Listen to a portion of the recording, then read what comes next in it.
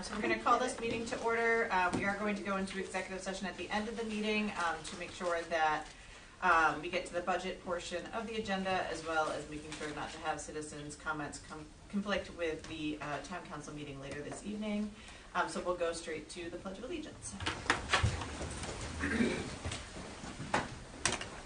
I pledge allegiance to the flag of the United States of America and to the republic for which it stands, one nation, under God, indivisible, with liberty and justice for all. Thank you. Roll call, please. Erin Rowe here. Robert Case. Here. Jennifer Lima here. Megan Riley. Here. Sherry Kennedy. Here. Joshua Furtado. Joshua Bush. Okay, thank you. Calendar, please. Tuesday, March 4th, school committee business meeting, 7 p.m. central office. Tuesday, March 18th, school committee business meeting, 7 p.m. central office. School redistricting, start times and transportation advisory committee, Tuesday, February 25th, 5 p.m.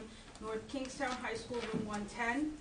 CELAC advisory committee, Wednesday, February 26th, 6:45, central office. Policy Advisory Committee, Monday, March 4th, 4:30 p.m., central office. School committee office hours, Tuesday, February 25th, from 5 to 6 p.m. at central office. Thank you. Citizens' comments? There are none. No one signed up? No one signed up? Okay. Move on to routine items. Okay. Anybody want to exempt anything from the consent agenda? C, please. Yep. So exempt C for now. Anything else? Okay, hearing no others, can I get a motion to approve the consent agenda? So moved. Second. Okay, all those in favor, please say aye. Aye. Okay, and then we'll circle back after executive session for item C1. Moving on to unfinished business. Can I get a motion to have a conversation about the FY26 school budget? So moved. Second. Okay, and so we'll turn it over to the administration. Thank you. So what we'll do is we will go over the staffing and salaries presentation first, and then we'll move into the budget documents, if that's okay with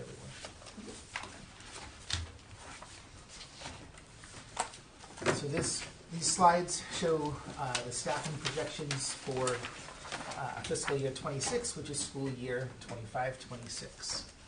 This page here starts with certified staff. See that we, for all certified staff, we have a total FTEs of 371.4. We have 5 FTEs in preschool, 138.25 in elementary teachers. That includes the additional staffing that we had from last year this year. There's additional kindergarten teacher, and then there were a first grade teacher and a special education teacher.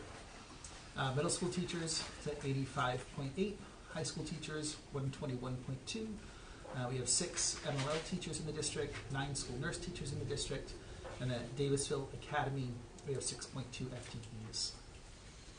Then we go into our CODAs, which are certified occupational therapy assistants, our OT, and our physical therapist. That's 6.2 FTEs. I'm sorry, 5.37 FTEs. And then for teacher assistants pre-K through 12, it's 101. There are 3 additional TAs in this budget that we have added for a request for programming. Those 3 TAs, 2 will be going into the Positive Pathways program that needs to be added, and 1 will be going to the intensive resource program that needs to be added at, that's being requested to be added at Whitford Middle School.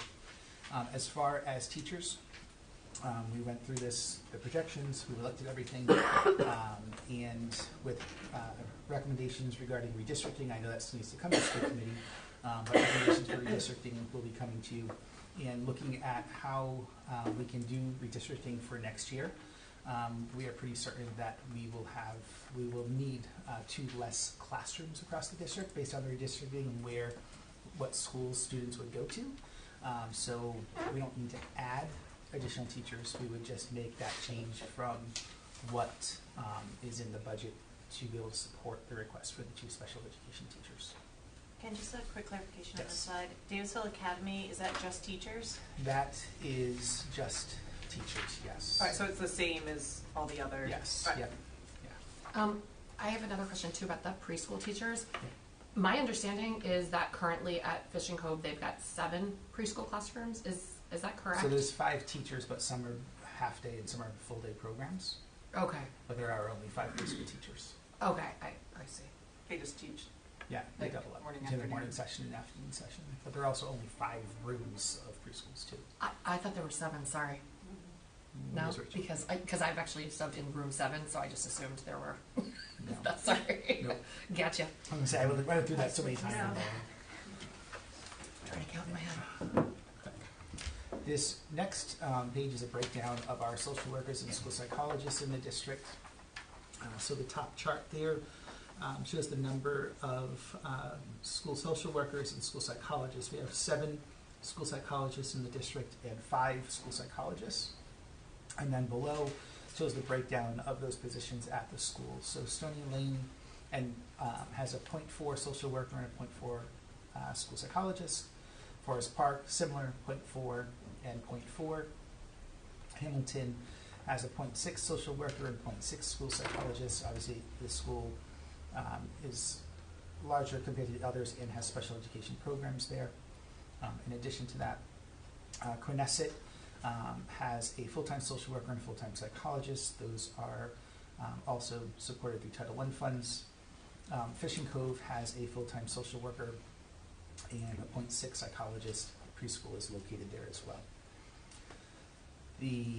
At the middle school, DMS has a full-time social worker and a 0.6 school psychologist. Redfield Middle School has a 0.6 social worker and a 0.4 psychologist. And at the high school, we have a full-time social worker and a full-time psychologist. At Davisville Academy, we have a dedicated full-time social worker, and then we contract out for clinical psychological services for the needs in that.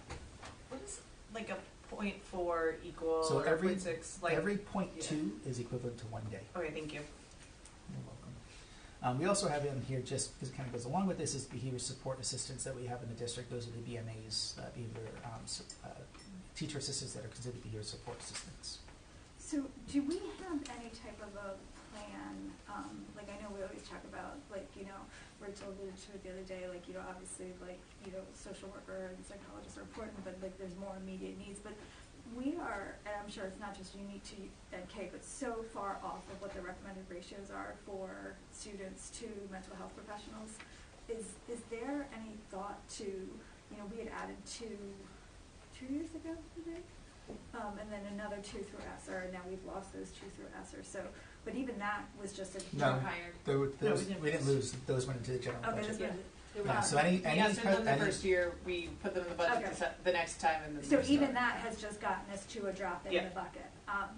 And so, I just would like to see a plan, kind of, to see, because you said 0.2 is equal to a day, right? Mhm. So the elementary schools just have somebody there 2 times a week.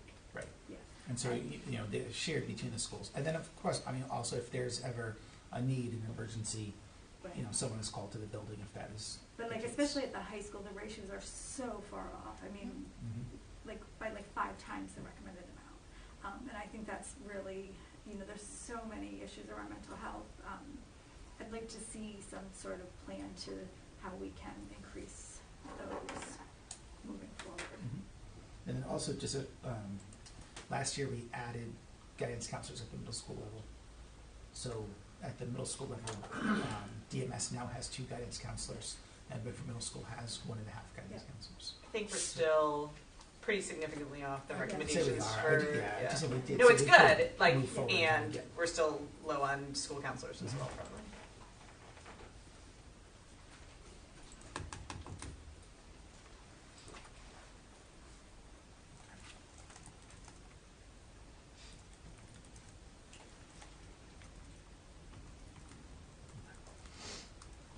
These are staffing projections at the district level.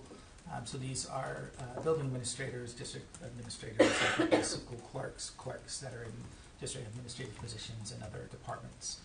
So at the building administrator, we have 15 building administrators. Those are your principals, assistant principals, and deans across the district.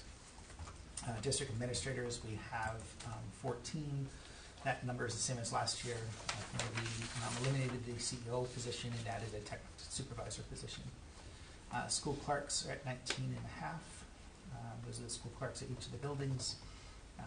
The district administrative staff, non-certified, that we are at 12.7. That 0.7 represents the new school committee clerk that we added. And then non-school clerks, those are administrative assistants or clerks that we have in the departments. District departments, there are 7. We have 3 members in our IT department. We have 12 bus TAs.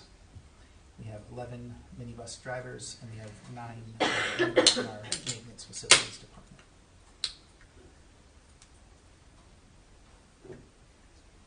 Also, the other position that's in here, I'm just looking at my notes, that we added under district administrative staff of the 12.7 would be the equity and belonging position.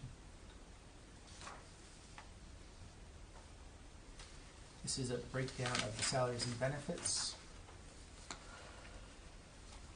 Salaries at, I cannot read that from there. 47,051,602, and then benefits are 18,093,790 for a total of 65,145,392. That's an increase of 1.6 million from the previous year.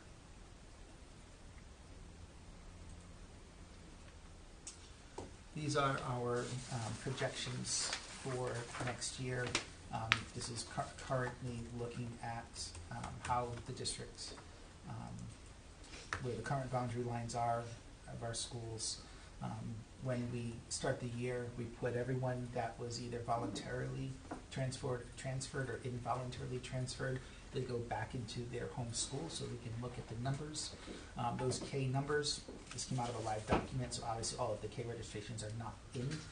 We are projecting about 266 kindergarten students for next year, so there wouldn't be any change in the number of kindergarten teachers we would need at this time. So you can see where anything that's like the purple, the orange, those are, so purple is showing that we're over by 1 student in 5th grade Fishing Cove currently. Forest Park, the orange, sorry, I just need to make this bigger on my screen so I can see this.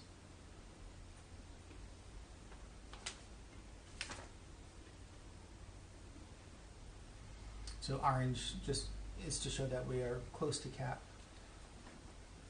and that's in 3rd and 4th grade Forest Park, Hamilton.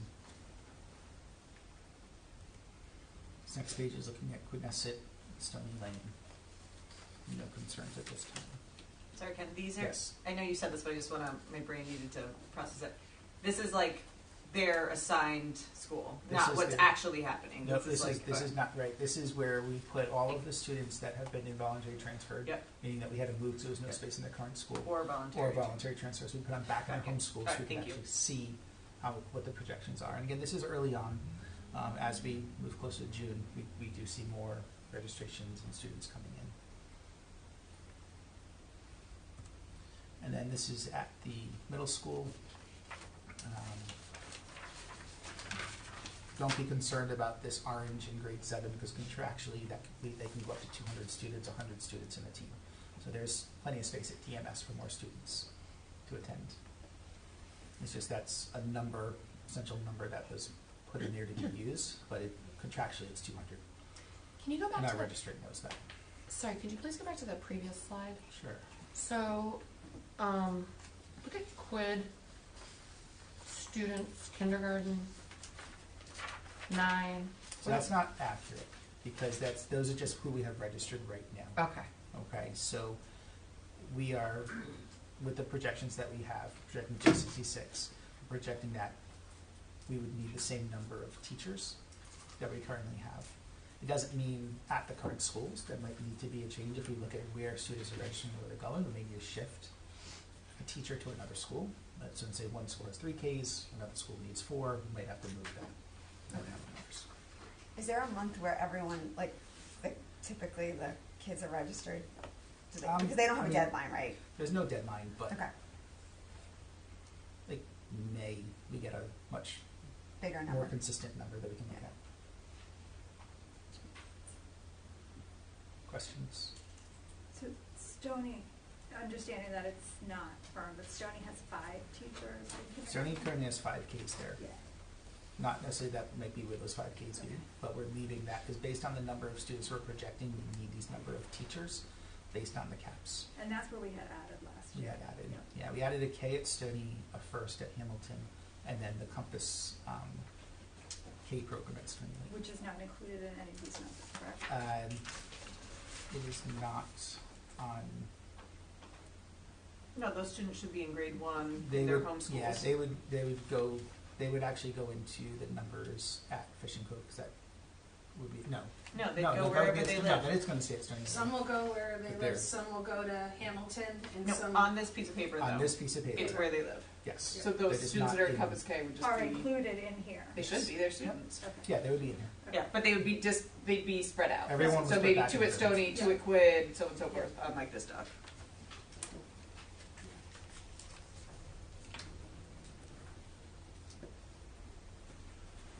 And then our high school numbers are down at the bottom left.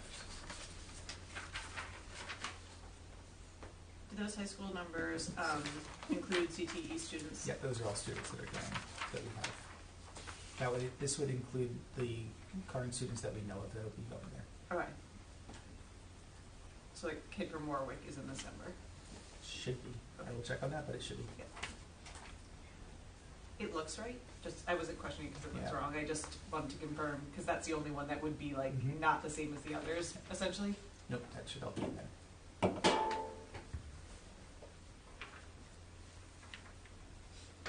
Any questions on this?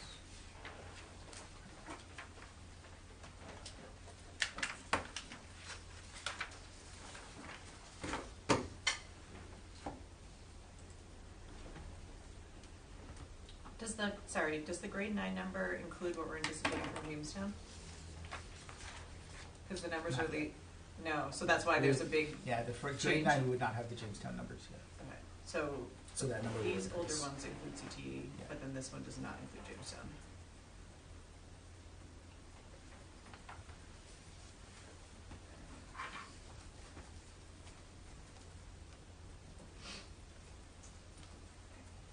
Any questions regarding the staffing and salaries report? Anything else that you want to add? No, that's all. Let's move on. Thank you so much for doing that. You're welcome.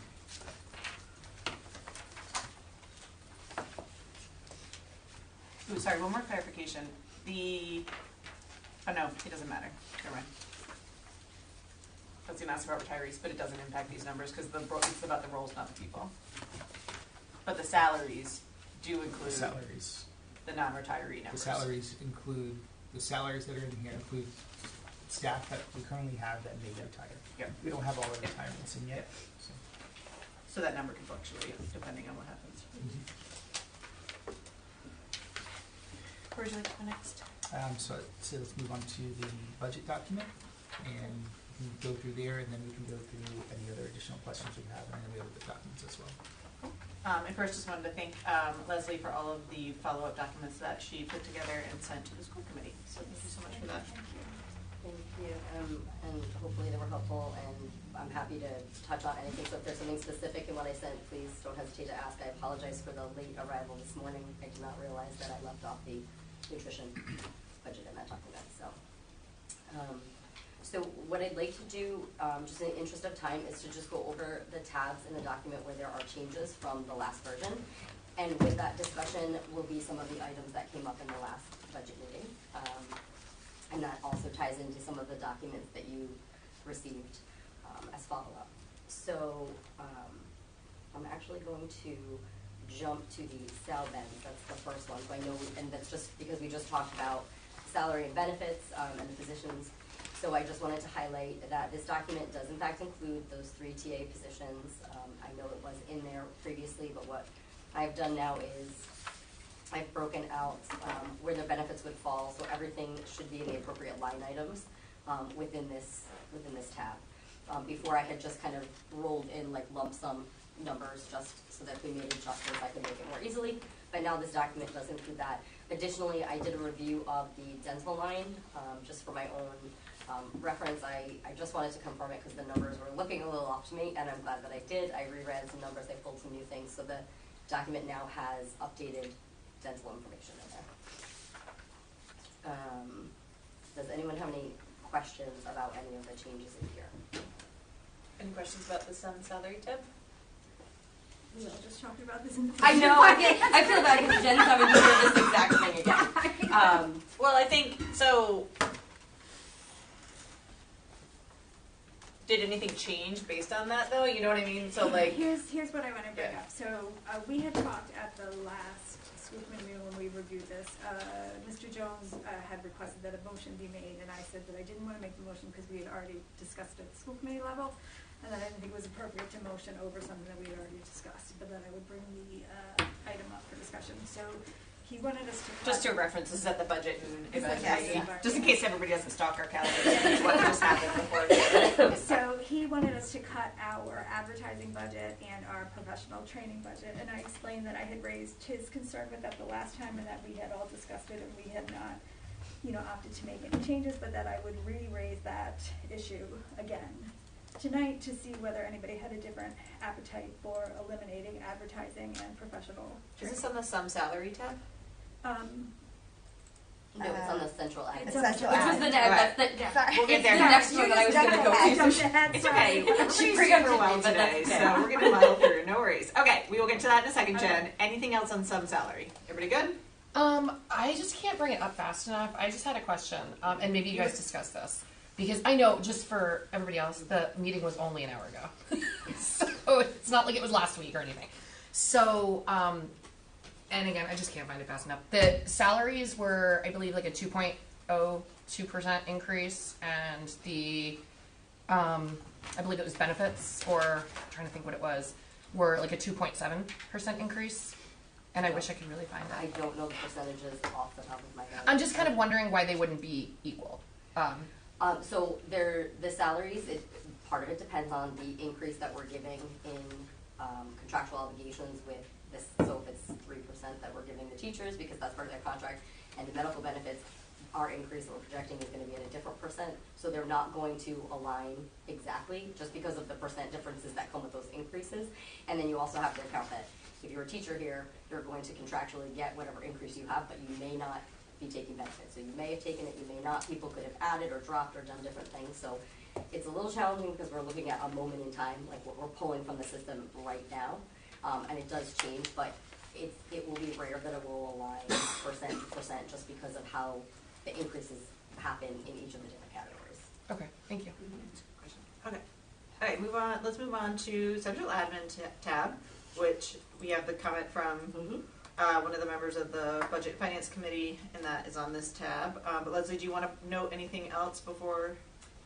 Sure. There's one change that I did make on this tab that you may or may have not noticed, and looking back, I probably should have given you an outline of everything that I changed prior to sending to this. But the biggest change is the 573011. It's the fiscal software line.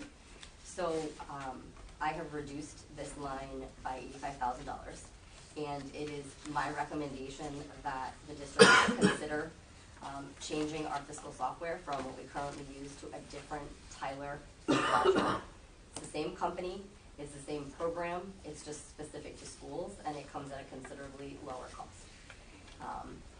I have been looking at this for a while. It's something that I will obviously bring formally to the school committee about making this change, but the cost that we pay right now for the two pieces of software that we need to run is $180,000, and they estimate that we would be somewhere between $55,000 and $75,000 for the other software, which with all of the same functionality that we have now. So I think if the school committee is willing to do so, we could put the actual cost of what that software would be if we were to make that change in the budget, and then offset any implementation costs with fund balance.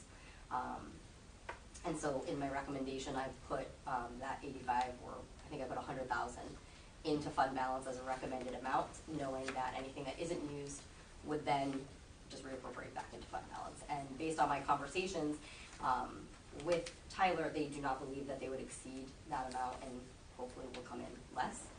So, I put it in the budget, obviously it can be up for discussion, but I thought it was a significant enough change that it was something that we should seriously consider. And then again, the only other change would be the discussion about the advertising and the board training for the school committee, which those changes are not made in this document that you have, because this conversation just came up again. Does anyone have any questions on those two items? Well, on the second item, on the school committee item, just being new to the school committee, obviously any way we can save money would be important. So I guess what I would want to know is how imperative are, obviously we have to put advertisements in, but the question is there any way to, is there any savings to be had? Can we find any way to save, or on professional development, or, you know, the RIASC stuff, can we save money there? Are there any like free trainings we can go to, that kind of thing? Why isn't there any, there's no expenses against that line, but we like did do some advertising? So my best guess is that when this information was pulled, it was prior to either the advertising or when the trading happened, because I pulled this information early. But we talked about this in the other meeting, is that I'll have to go back and look, because based on the Zuko and based on the information I have, that's Yeah, what. I bet it just didn't hit our line. Like, I bet well, if we it's- ran an ad for something in the paper, it's probably in, It could be in the some superintendent's administration advertising line, line, so and this came up in our last meeting, so I'm gonna have to go back and just investigate so that we can make an informed decision about it.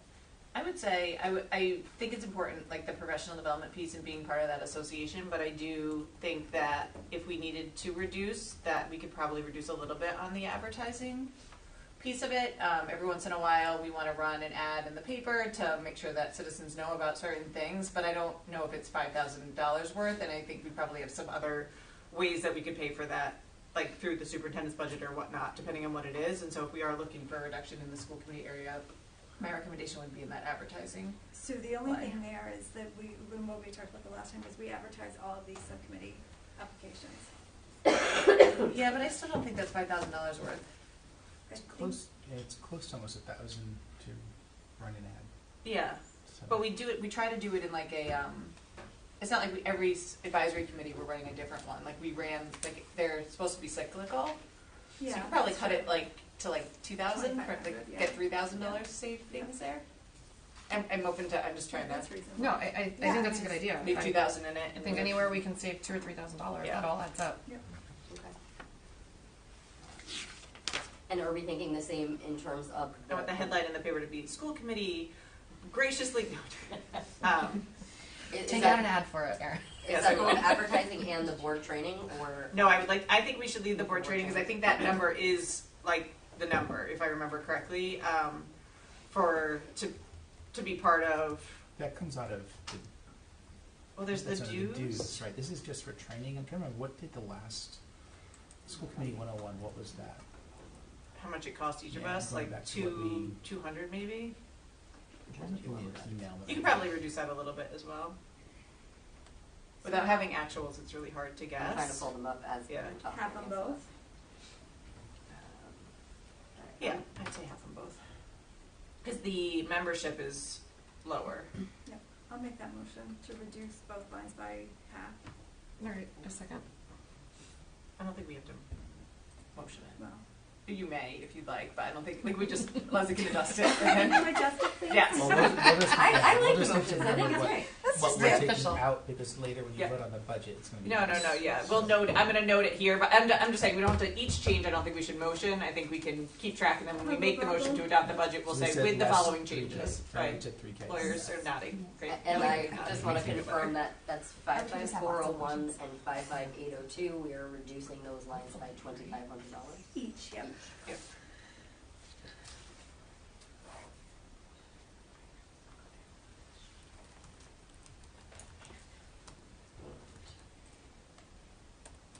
Can I be the one to tell that? Aw. Please. And did anyone anyone have any, questions on the software change? Is that something that we'd like to see? No, I think that's a great idea. Yeah. Does Chaz agree? If we change this? Oh, my goodness. I assumed it would be supported by the IT team, but just wanted to check. No, I mean, I defer to you all on what's going to make you all most efficient and effective. So, especially if it saves us money, how delightful. Obviously, we'll have to go through the purchasing procedures that we need to do to be in compliance. But I do think that if you're confident that that is something that will be an actual, like, it will only hurt you if you want to change it. So, And you know what I mean? Like, if you don't have the money, you don't have the money. Like, so if you feel comfortable and confident with that, I feel like that's a place to save money. Okay. Good. All right. I will leave that as is. But that was already in, right?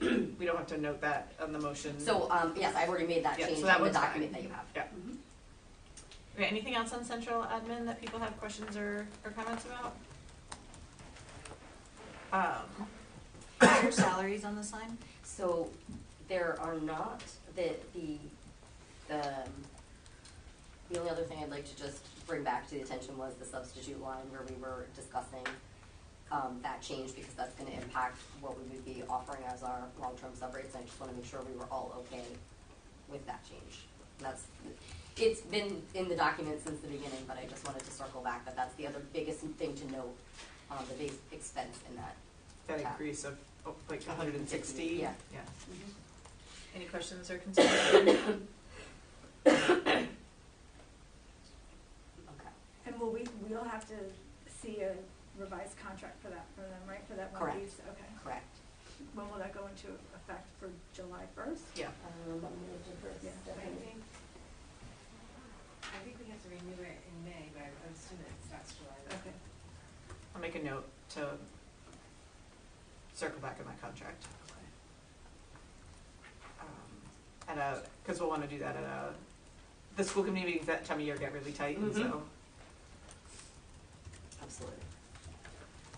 Okay, the next tab that any changes were made on was the IT tab.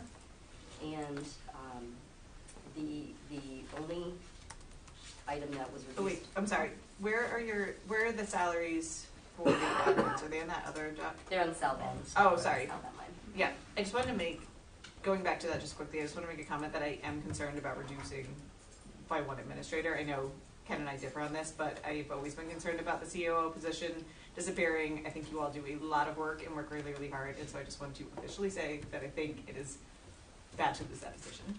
That's all. On record. We can move this.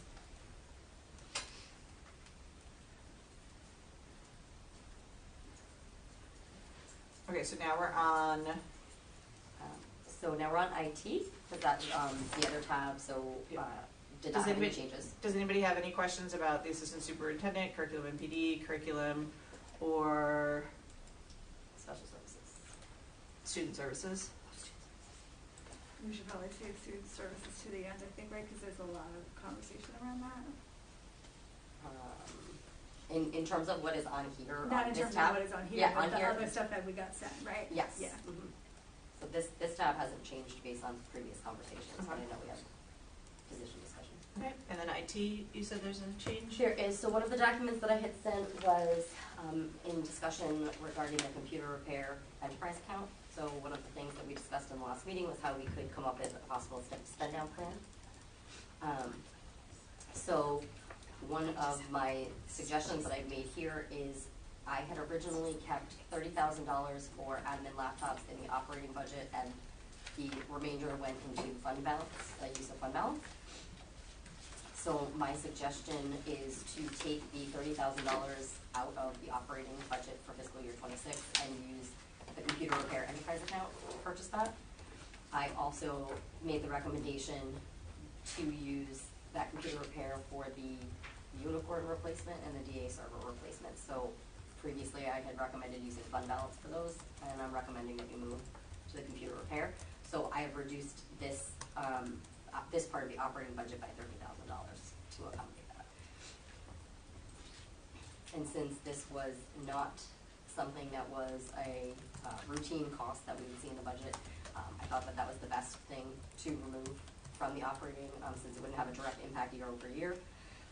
And after conversations about that account, we also thought that it was a good use because it's purchasing what it is intended to do, which is computer hardware. But it doesn't completely spend down that account. It does leave some cushion in there should we need it for other things. Okay, questions regarding that?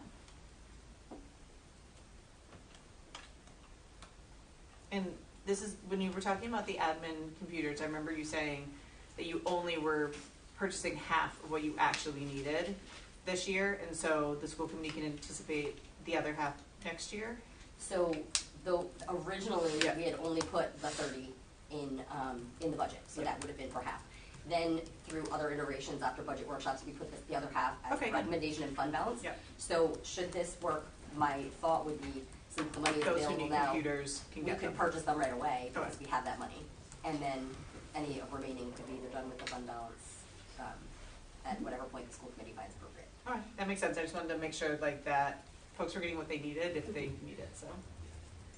And in something that was brought up in the earlier meeting that we did talk about, and it was something that Chaz and I did talk about, was leaving some cushion in that account allows it so that we are able to kind of build it up over the next couple of years, so we don't find ourselves in this position again where we have to buy 30 admin laptops, that we can replace them as needed now, as opposed to just having to wait until it's an emergency. So we're hoping that this is going to be the start of a good replacement plan for that. Any questions regarding that? Okay. What tab would you like us to go to? Okay, the next change was on the transportation. So originally on line 35, which is 54602, rental of equipment and vehicles, that line had $46,000 included in it for the first lease payment for the 2 buses that we purchased. And my recommendation to the school committee is, since we have the ability to purchase, since we have money in fund balance, it'd be to purchase those buses outright right away and save ourselves any interest that we would have incurred by having that 3-year lease. And since it's not something that is typically in this operating budget, by removing it, it's not going to cause a problem year over year. So this tab has been reduced by the $46,000. And then I did put on my recommendation sheet to put the $200,000 for the buses in the fund balance usage. Okay.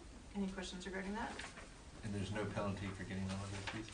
So we have not signed the lease waivers yet. They have been gracious enough to hold off until we make our budget decisions.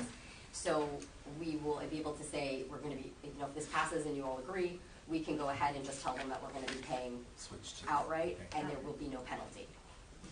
But if we had gone into a lease and then paid outright, there would There have would Correct, have there been. would be, so they have been very. plus the interest. Correct.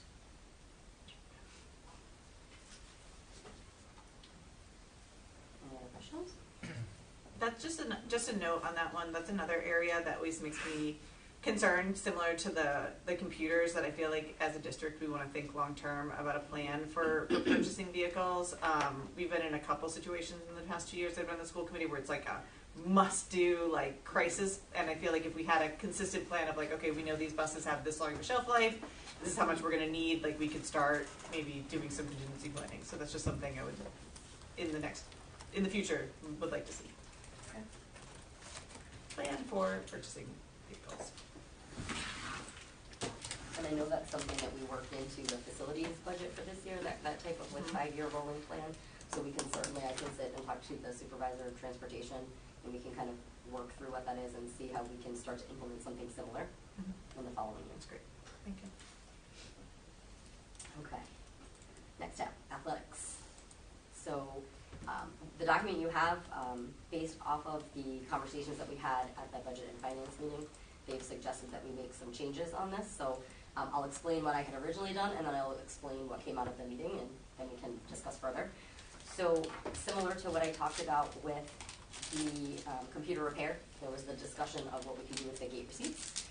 So my initial recommendation to the school committee was to remove the rental of equipment, rental fees for rink and gym, and rental fees for pool out of the operating budget, and use gate receipts for those.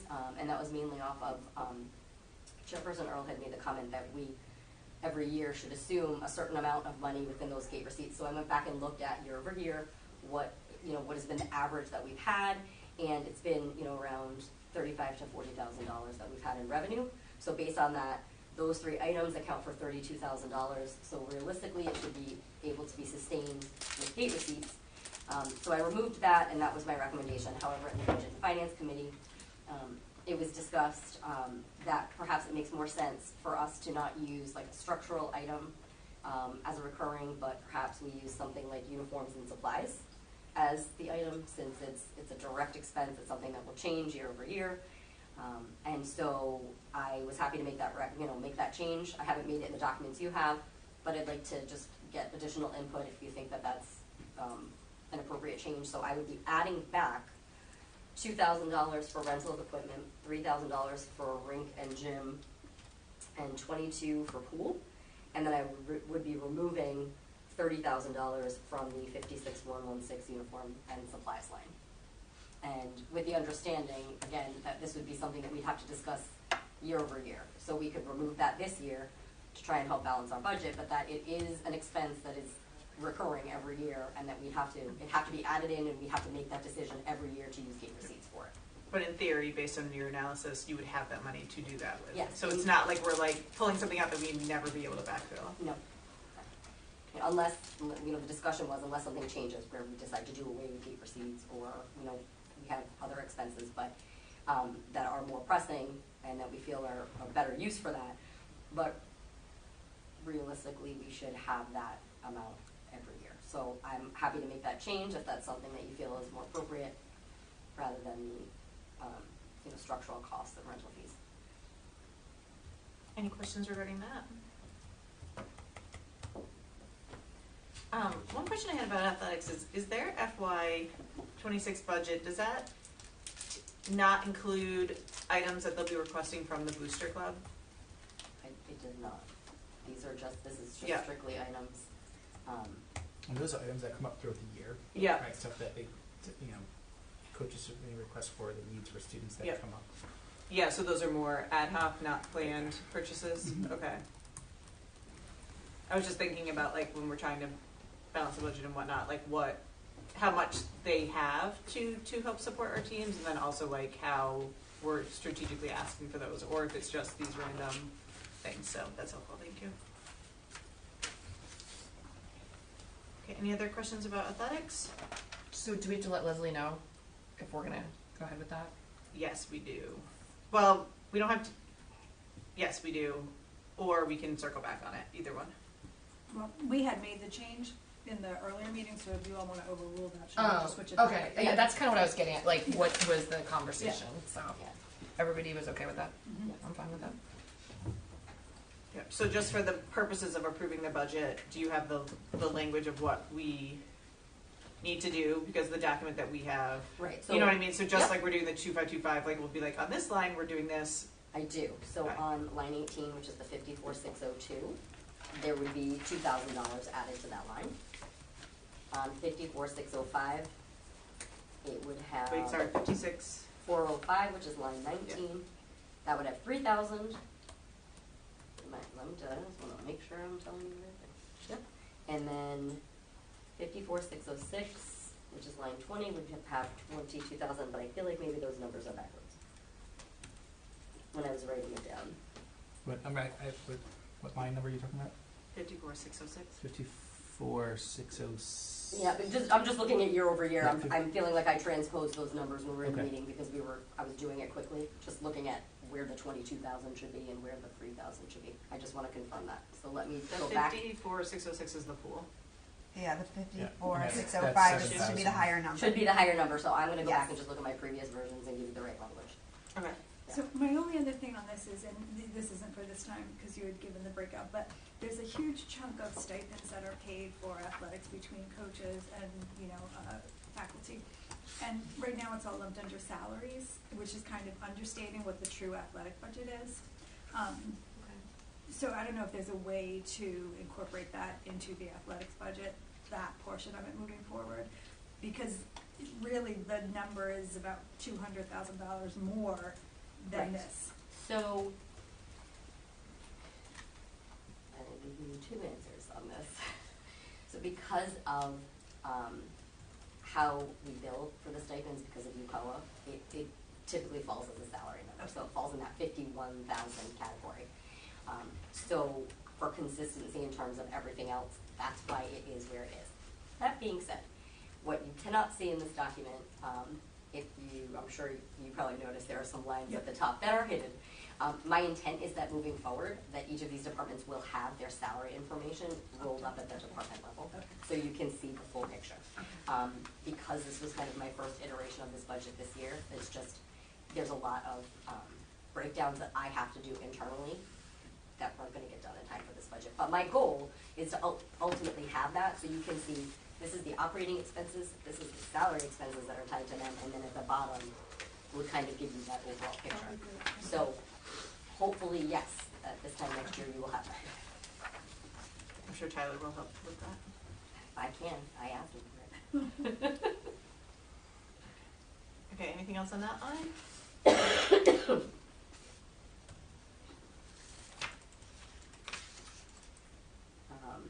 There is one other item I did want to point out that I didn't point out in the budget meeting, and I apologize for that, was on the other travel, furniture, and fixtures line. This was something we talked about in our very, very first budget meeting. And I did add, there's additional dollars that are added under the furniture and fixtures at the very bottom, 57,306. Those were for the musical risers that we had originally been requested at Quidnesset. There was some discussion. Oh, sorry, what tab are you on? Oh, all the way down, all the way at the end, other EE travel and F. Thank you. Oh. So originally I did not have that in there because the hope was that we had a new arts grant and we were seeing if that was something that could be incorporated, but that has been allocated to other places, and so I thought it was important to add that in here, since it was one of the requests that came out of my meeting with Quidnessa, and it was something that I thought was important.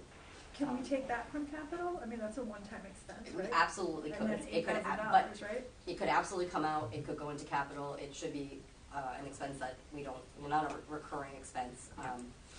So I think it's important for us to have, but I can certainly take it out and we can move that, and I can move that. Well, yeah, I think we should have it, but just not part of the, if we Absolutely. can fund it that way.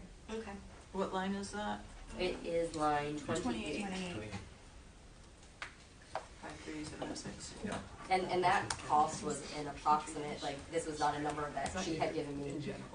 It was just based on my research about approximately what it would be, so, there will obviously be further discussions when that. Don't yell at you if it comes in at 9,500. Noted. Or, who knows, it could be something, like, I could have 4,400, drastically under budgeted, but, I did think it was important to note, so I will take that out. So I'll take that out. Leslie, I did add I just shared a Google Doc with you and Ken of like I'm keeping track and typing land Thank as well, just so we keep writing your notes to yourself though, so we can double check it, but I did start typing what we were talking about as well. And I just, I pulled up an older draft of the budget, just want to look. So that was line 57306. Yeah. Okay, and if I can, I just want to circle back to the athletics language, because I opened up the 8,000. previous version. Can I share the doc with you too, just so you have it? Like I'm typing what we're.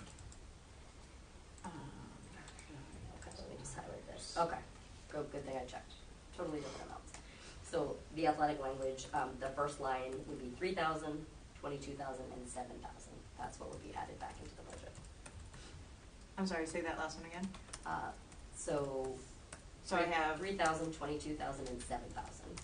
Those are the three so amounts. 7,000 to the 54606. Correct. Yeah. When I looked originally, I grabbed the line above it. And then I just need the last number of what we're reducing on that page. That is going to be, so I was going to take it entirely out of the uniform and supplies high school line as opposed to breaking it out from the two. And that's 56116. How much? 30,000. So there'll be a difference of $2,000. Or I can reduce the one below if I do. I just figured I'd make it a clean break.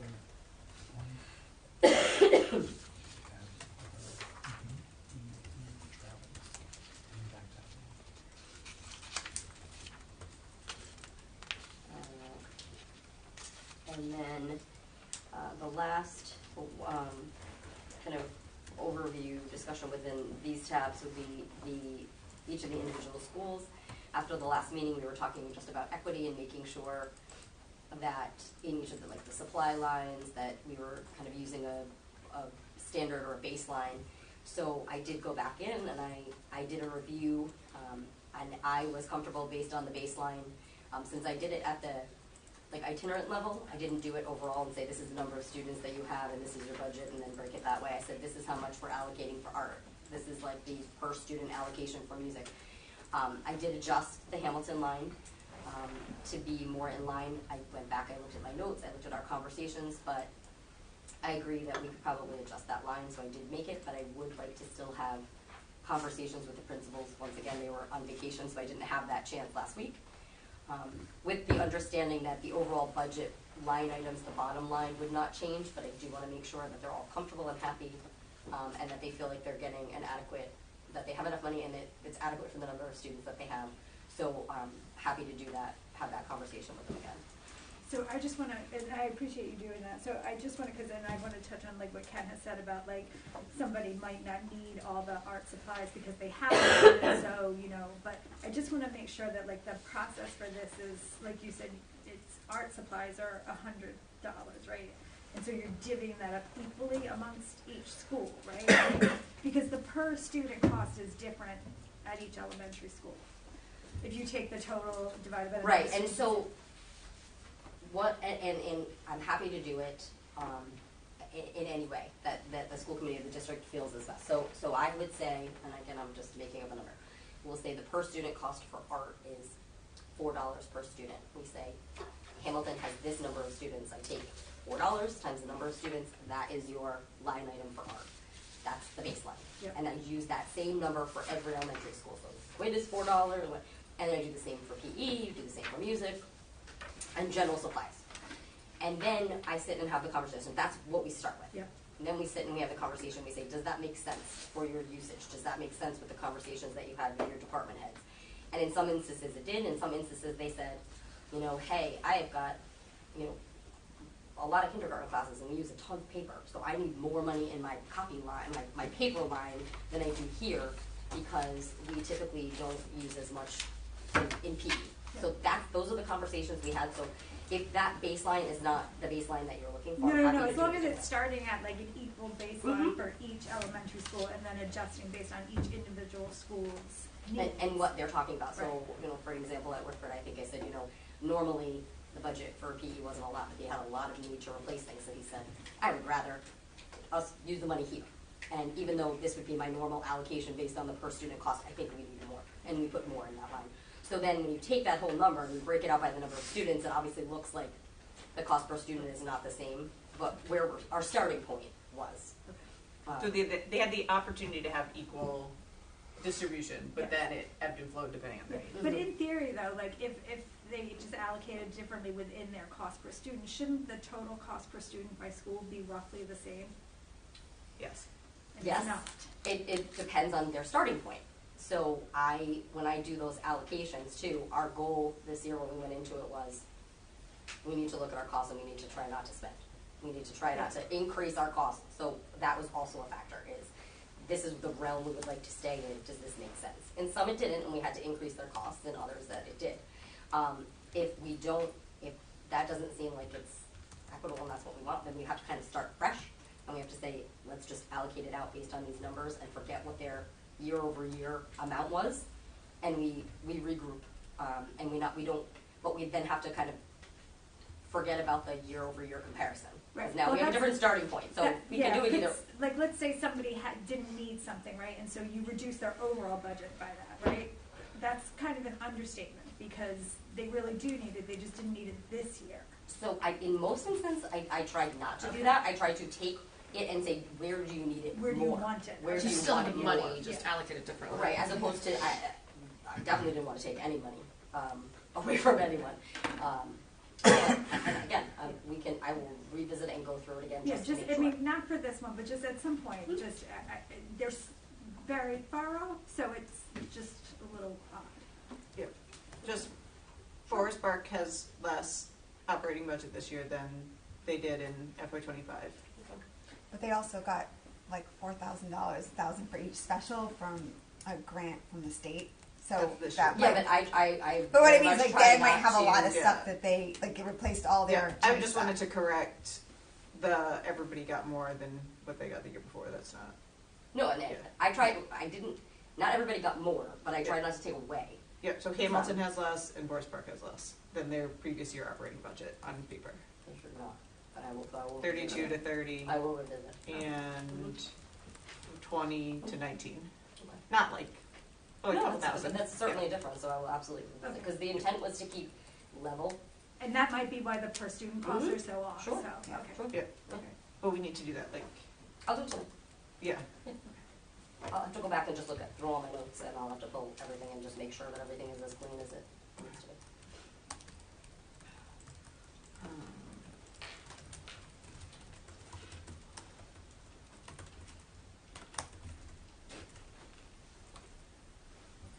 And then in terms of this particular document, those are the changes. That's all. Any questions regarding that? I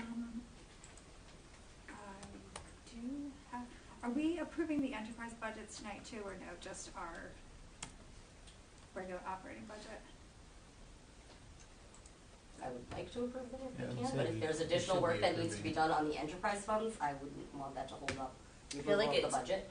I feel like it's important that we do because when we are talking to the town about how we're managing all of our money and what we're trying to do to not request more, like I feel like having a really good understanding of what we're drawing down from the different accounts matters, but All right, I just was in my head trying to get it. So the rental fees that we talked about, and you provided the numbers and showed like that is getting, it's not getting recorded in what we see, but it's coming in after and it's offsetting. So you gave the last three numbers that range from like $10,000 to $15,000. So in theory, that's offsetting our expenses, right? So should we be showing that as a revenue line? she's talking about like rental. There's nothing there. Yes, right? Well, it's not, because we're recording it as technically an offset of an expense. Because it goes straight to custodial, right? Like it comes in and then we go right to ABM with it because that's what it's for. So, But this is also not just the custodial, it's the rental fees too, like for people who actually, you know. Valid, Yeah. yeah. So it's a split It's a split. vibe. it is a split and it varies. So, I'm wondering if instead, it might make more sense to put it as an offset line item Okay. expense as opposed to a revenue, Okay, because that's not how it gets booked. The Okay. revenue gets booked okay. separately and then Yeah. it gets split off.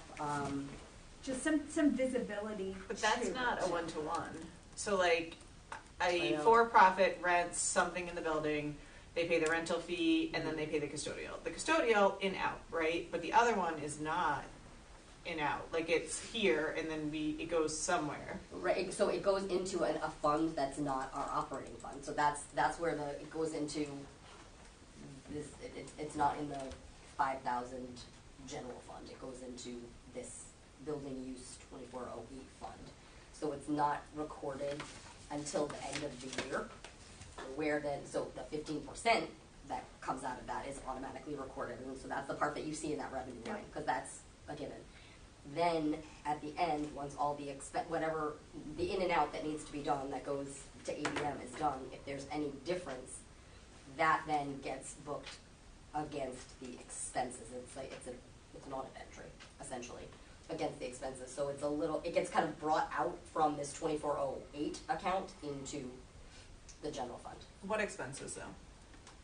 Like, So we always put it toward the custodial expenses. So there are some custodial expenses for the building use that go directly in and out of that fund. That's why it's kept separately, that's why it's in a different fund. And then if there's any, for lack of a better word, profit in that account, it gets rolled over and it goes against expenses in our operating account. But there should be profit, because we're charging, yeah. Yes, and that's the 10,000, 15,000, Yeah. that's the 13,000, and then that will come, and it doesn't go in as revenue, it goes in against, as a positive number against the current expenses in the facilities account. And that's just how it's booked for audit purposes, but I can certainly think about how to better represent that. it may just be that capital revenue line is increased by the amount that normally happens by. So that line item, no. It could be increased, and then you could immediately put that amount in the facilities line as an expense.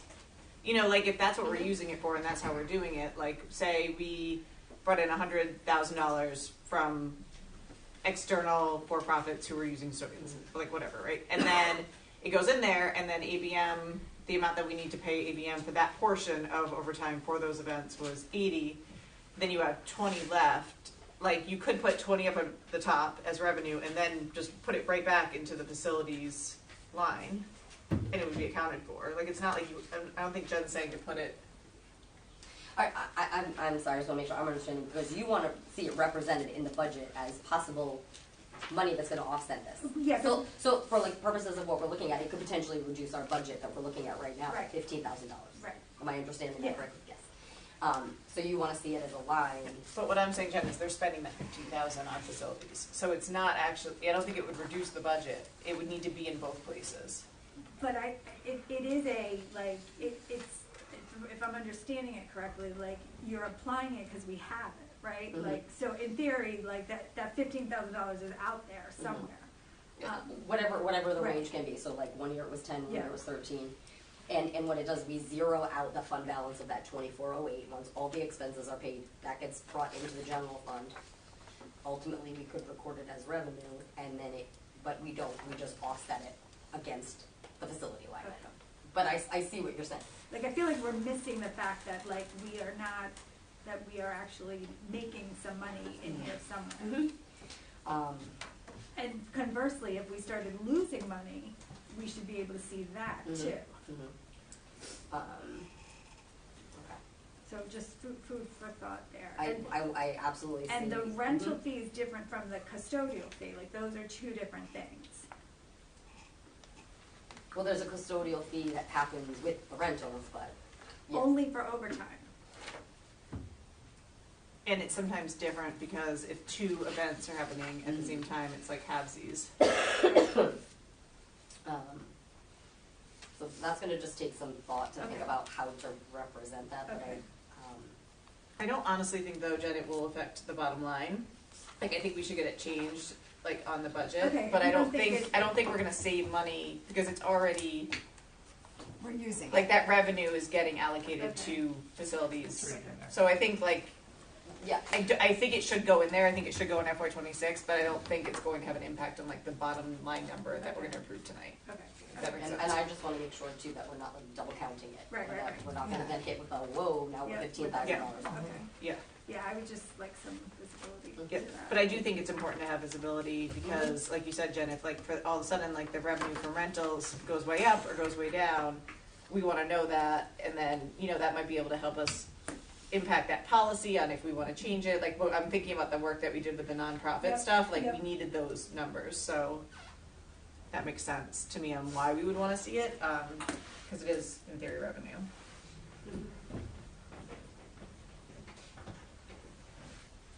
And just to circle back to the subs, I just want to raise the point that we had talked about potentially, and not for this year, but hiring long-term subs instead of paying teachers for classroom coverage. It would either be the same or cheaper potentially. And I just think that's something to look at. And if there's anything that can be done this year to like reduce the budgeted number with the eye towards incorporating that at some point during the year. And Dr. Duva and I, we talked about that, and we definitely think that there's merit in investigating that because, based on the example that you provided and what the uses are for, it's certainly something. It's going to just take. We need to really look at and make sure that we're accounting for everything appropriately in terms of what the subs are doing and what schools it's happening the most in. But I certainly think that if that's something that we can do to ultimately year over year reduce our costs, then it's worth investigating. I don't know if you want to. Do you want to explain a little bit? So about No, we talked about it at a Yeah, we- at a yeah. meeting. yeah. I feel like Jen, I can note that for like a next year thing, but it doesn't sound like the administration's gonna be able to do the analysis on that for this year's budget. Yeah, I just didn't know whether there's any, like, But it's something that if we investigate and we find that it is going to be like worthwhile, we can certainly You can implement midstream it. change the how we do it, yeah. Mhm. And then hopefully have a cost But savings. like, this is like, that has contractual Yeah. stuff, I like, think, it's, I it think needs that's to be. gonna take more yeah. time for us to look through than be able to make a decision on Yeah. that tonight, but I think it's a good exercise for us to go through to Yeah. see, is there a way to have additional savings Mhm. in our budgets in the future? I also think about like morale for teachers and you know, like how much workload we're putting on them and different things like that too, like trying to make sure that that's balanced Yeah. in that conversation. So I can note it on our list of Okay. things to have I'm noting some requests for Yep. future conversation, and then we can circle back on that if the committee's okay with that. Yeah, no, I mean, I think it'd be good, because long I think term it's- too, yeah. those people might want full-time, eventually move into full-time positions when they open up and they're already in the system. Like permanent. Okay, any other questions on the budget as is? I'll recommend like maybe a 10-minute recess just so Leslie can go through and do some of the things that we just talked about before we go to like the next section, so that we're working with accurate numbers. Does that sound fine? Taking a quick 10-minute recess? And that's first, I just make sure, because I wrote down this, to look at the elementary schools Yeah, budget lines. that and, I just wanna look at my notes as to why we made Yeah. those decisions. Yeah.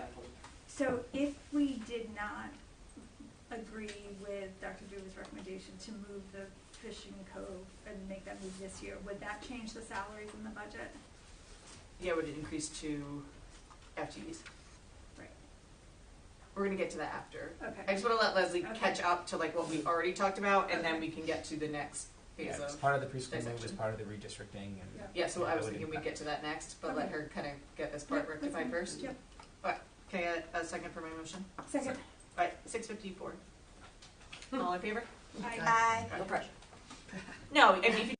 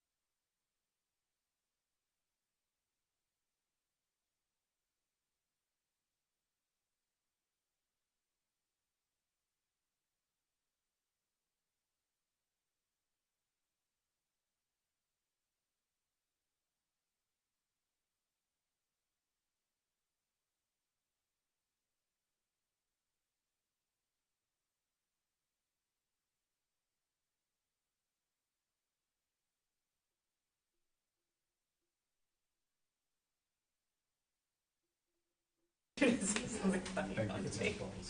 Good. Okay, we'll return from the recess.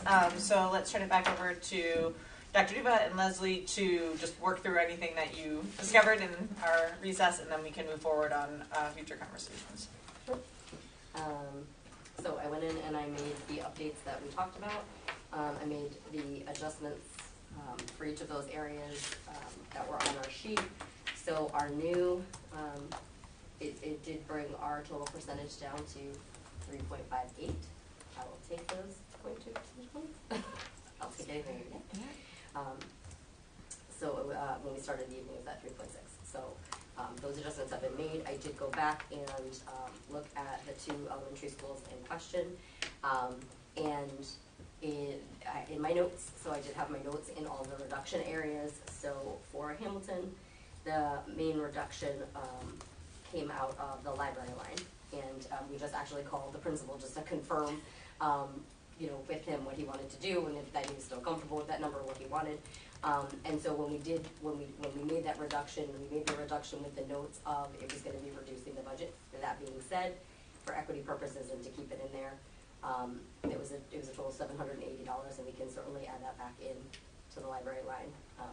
And I can adjust it here, and we can see how that changes things.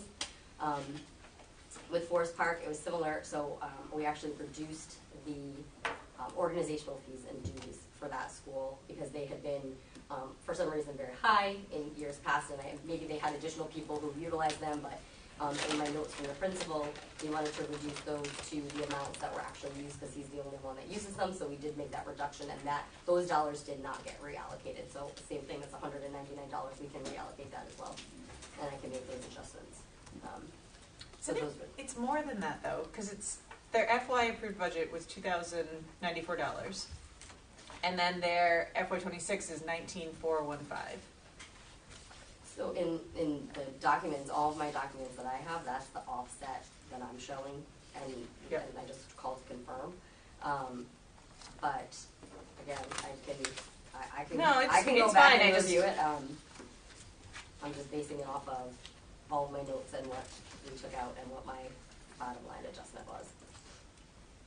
I will say that we did adjust more than $780 out of the library line, but some of it was reallocated.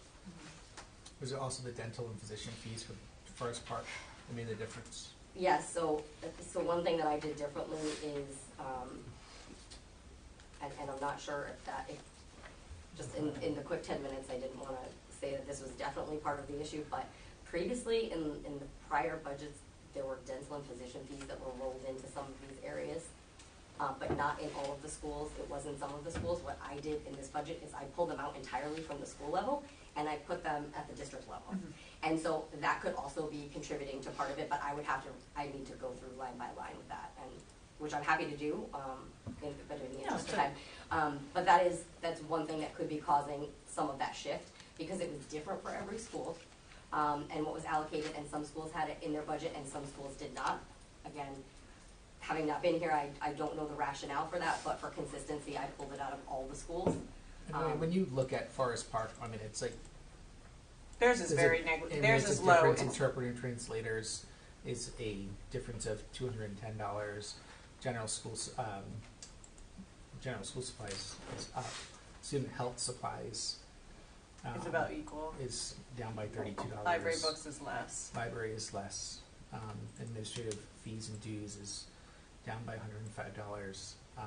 So it's little chunks here and there in reductions. And then it's at the top too with the materials and supplies general from 11.5 to 9.6. So again, with some of that, it's just where we reallocated it. Yeah. So in one of the breakouts that I had them do was we thought about their instructional materials, education supplies, and then office. And a lot of times what has historically was done is they were all just grouped together. So I broke it out. So it might look like one is reduced, but we actually increased it in a different line item. So like general school office supplies went from 35 to 4,000, but we reduced the instructional materials because actually it was copy paper. And so I put it in the line item where it was. Okay. Any other questions regarding the school level budgets? Would you like me to go put reallocate those numbers back in so that they are at least level to where they were. I heard you say it was okay after further examination, but. And we actually called the principal Yeah. at Hamilton just to confirm, but. Yeah, I think if you We feel did like check, and we it's checked the fair budget, and we checked just, our- then it's And okay we- that 2 schools went down. I just wanted to make sure that we were very clearly doing that. You know, like with open eyes doing that. And again, it's $2,000-ish at one school and it's even less at the other. I just wanted to make sure that like we were aware that we were reducing 2 schools. That was all. I trust you. Unless anybody else thoughts on that? No, I agree. Okay, so just circling back on that document, that one's all set.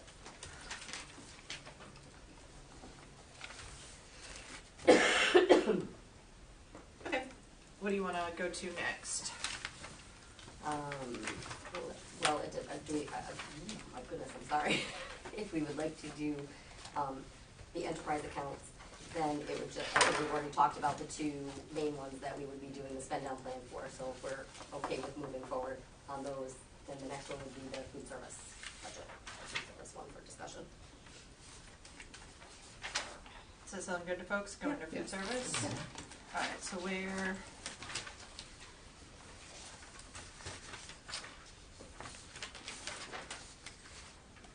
Looks like this one? That's part of it. No, that's the Get the Phone Out grant. Okay. So it is, Not that one. let's see, no, I think that's I can do that electronically. We're part of the committee problem. and just, I'm happy to move to that one unless you wanted to talk about the recommendations for fund balance, since it's dealing with the offset from the operating budget. I don't know which one. Why don't we do the enterprise just because Tricia's here? Okay. Yeah. Yeah. Okay. I'm gonna close that and then we'll bring this up. Okay. So. Yeah, I realize that, yeah. So I think it's in an attachment though. It is. If you need, I can resend it again, because I have it on screen. Just tell me what the attachment's called. It Food should say service. food service budget 2026. You got that separately. Yes, that one got sent. That was the one. That was I this apologize, morning? Came this morning. I did not even realize it was left off.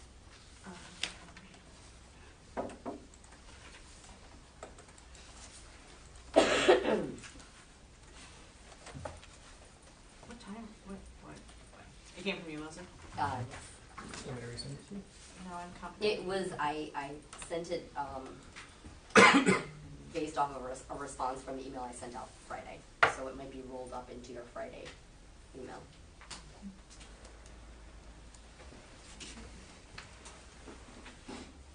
Got it.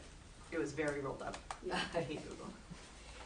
Alright, Okay, so the main changes within this document are, first I want to point out the salary and benefits line. So for our last discussion, we had talked about the substitutes and wanting to break that out and show a clearer representation on what's being spent on substitutes. So I did go ahead and do that. I don't have it broken out for the budget of fiscal '25 on how it was done. It was, so I apologize, but seeing the number now, you know, we talked about originally, I was like 650 seemed high. So I am making the assumption that the substitute was just rolled into that full salary line, which makes sense because it is a 51,000 number. But I didn't want to just guess at how it was broken out. So I did make that change, and then you'll notice that the salaries, there's a slight increase in the salaries once I broke them out, and that is because in conversations just going through and just double checking everything, there was a position that I had as an inactive position, so I did not have it included in my vacancies, but it is actually an active position, so I did include that back in there. but it's currently vacant? It is currently vacant, it's filled with a substitute, but it's an active position, so I did not have it as a possible filled position in my salary document.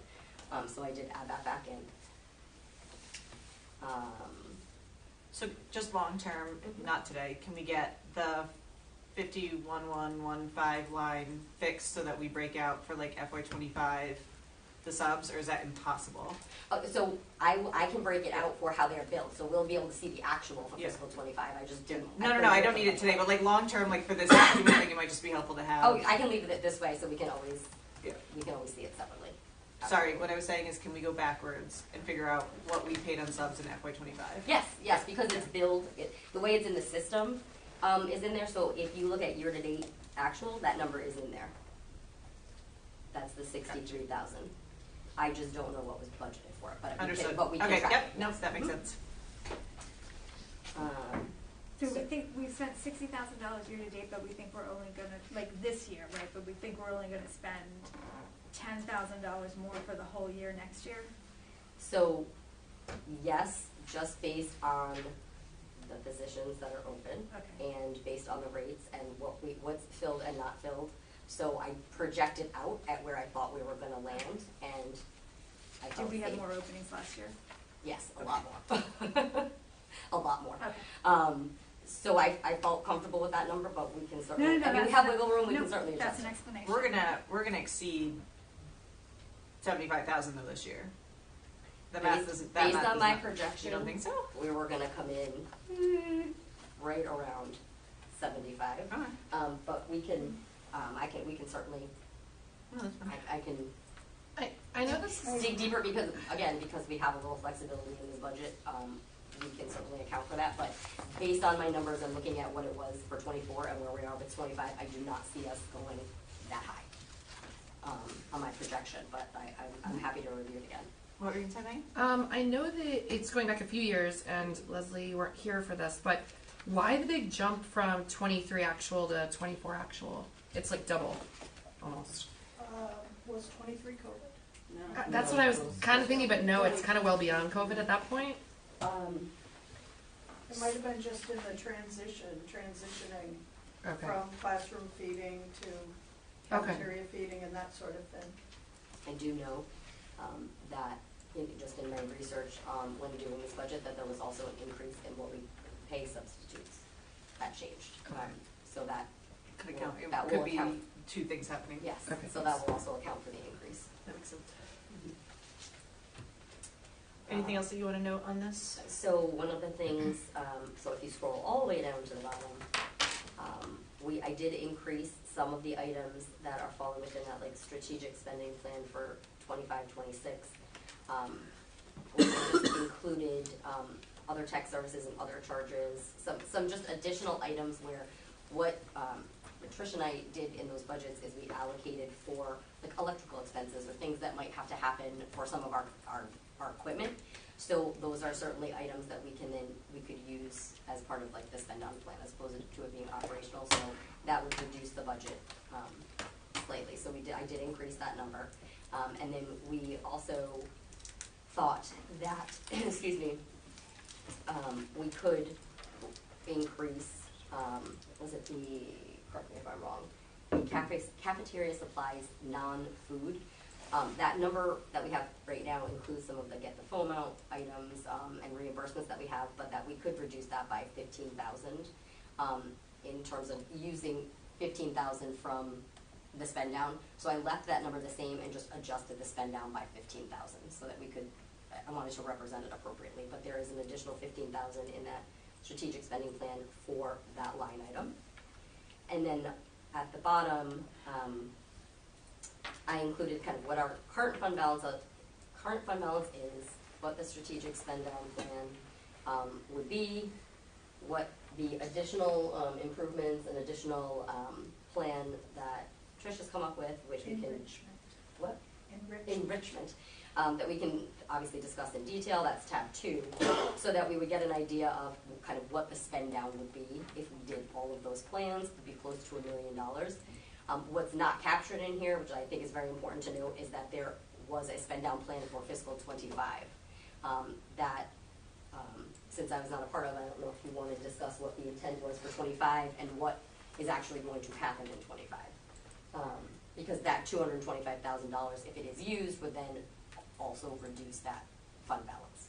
So that's not captured in that anticipated 928, because there's that 225 from this year. So it would be like 1.7. You may be referring to the Davisville Middle School renovation that we had in the plan, but was put on hold during the election for the bond. Okay, so that would That be was 200. 75,000. I thought it was the vending machines, the The vendings are in there anyway, that's like 114 or But I 110. thought that was the. That's Part of the the kitchen equipment line Okay. is the vending machines. But I That's knew, that 200, Jen?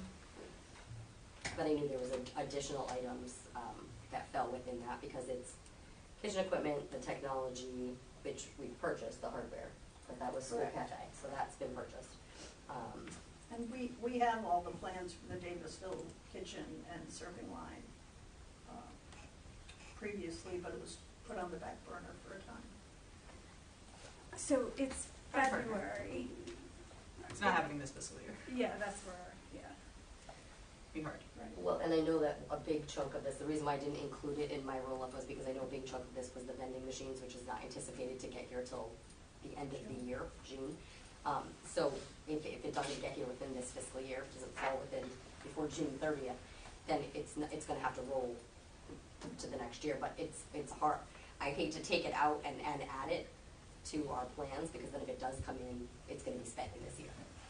Are Because we- it's a portable line and the majority of it is not customized. The equipment we already have the specs and everything. We could be bringing in some of the equipment piece by piece this year.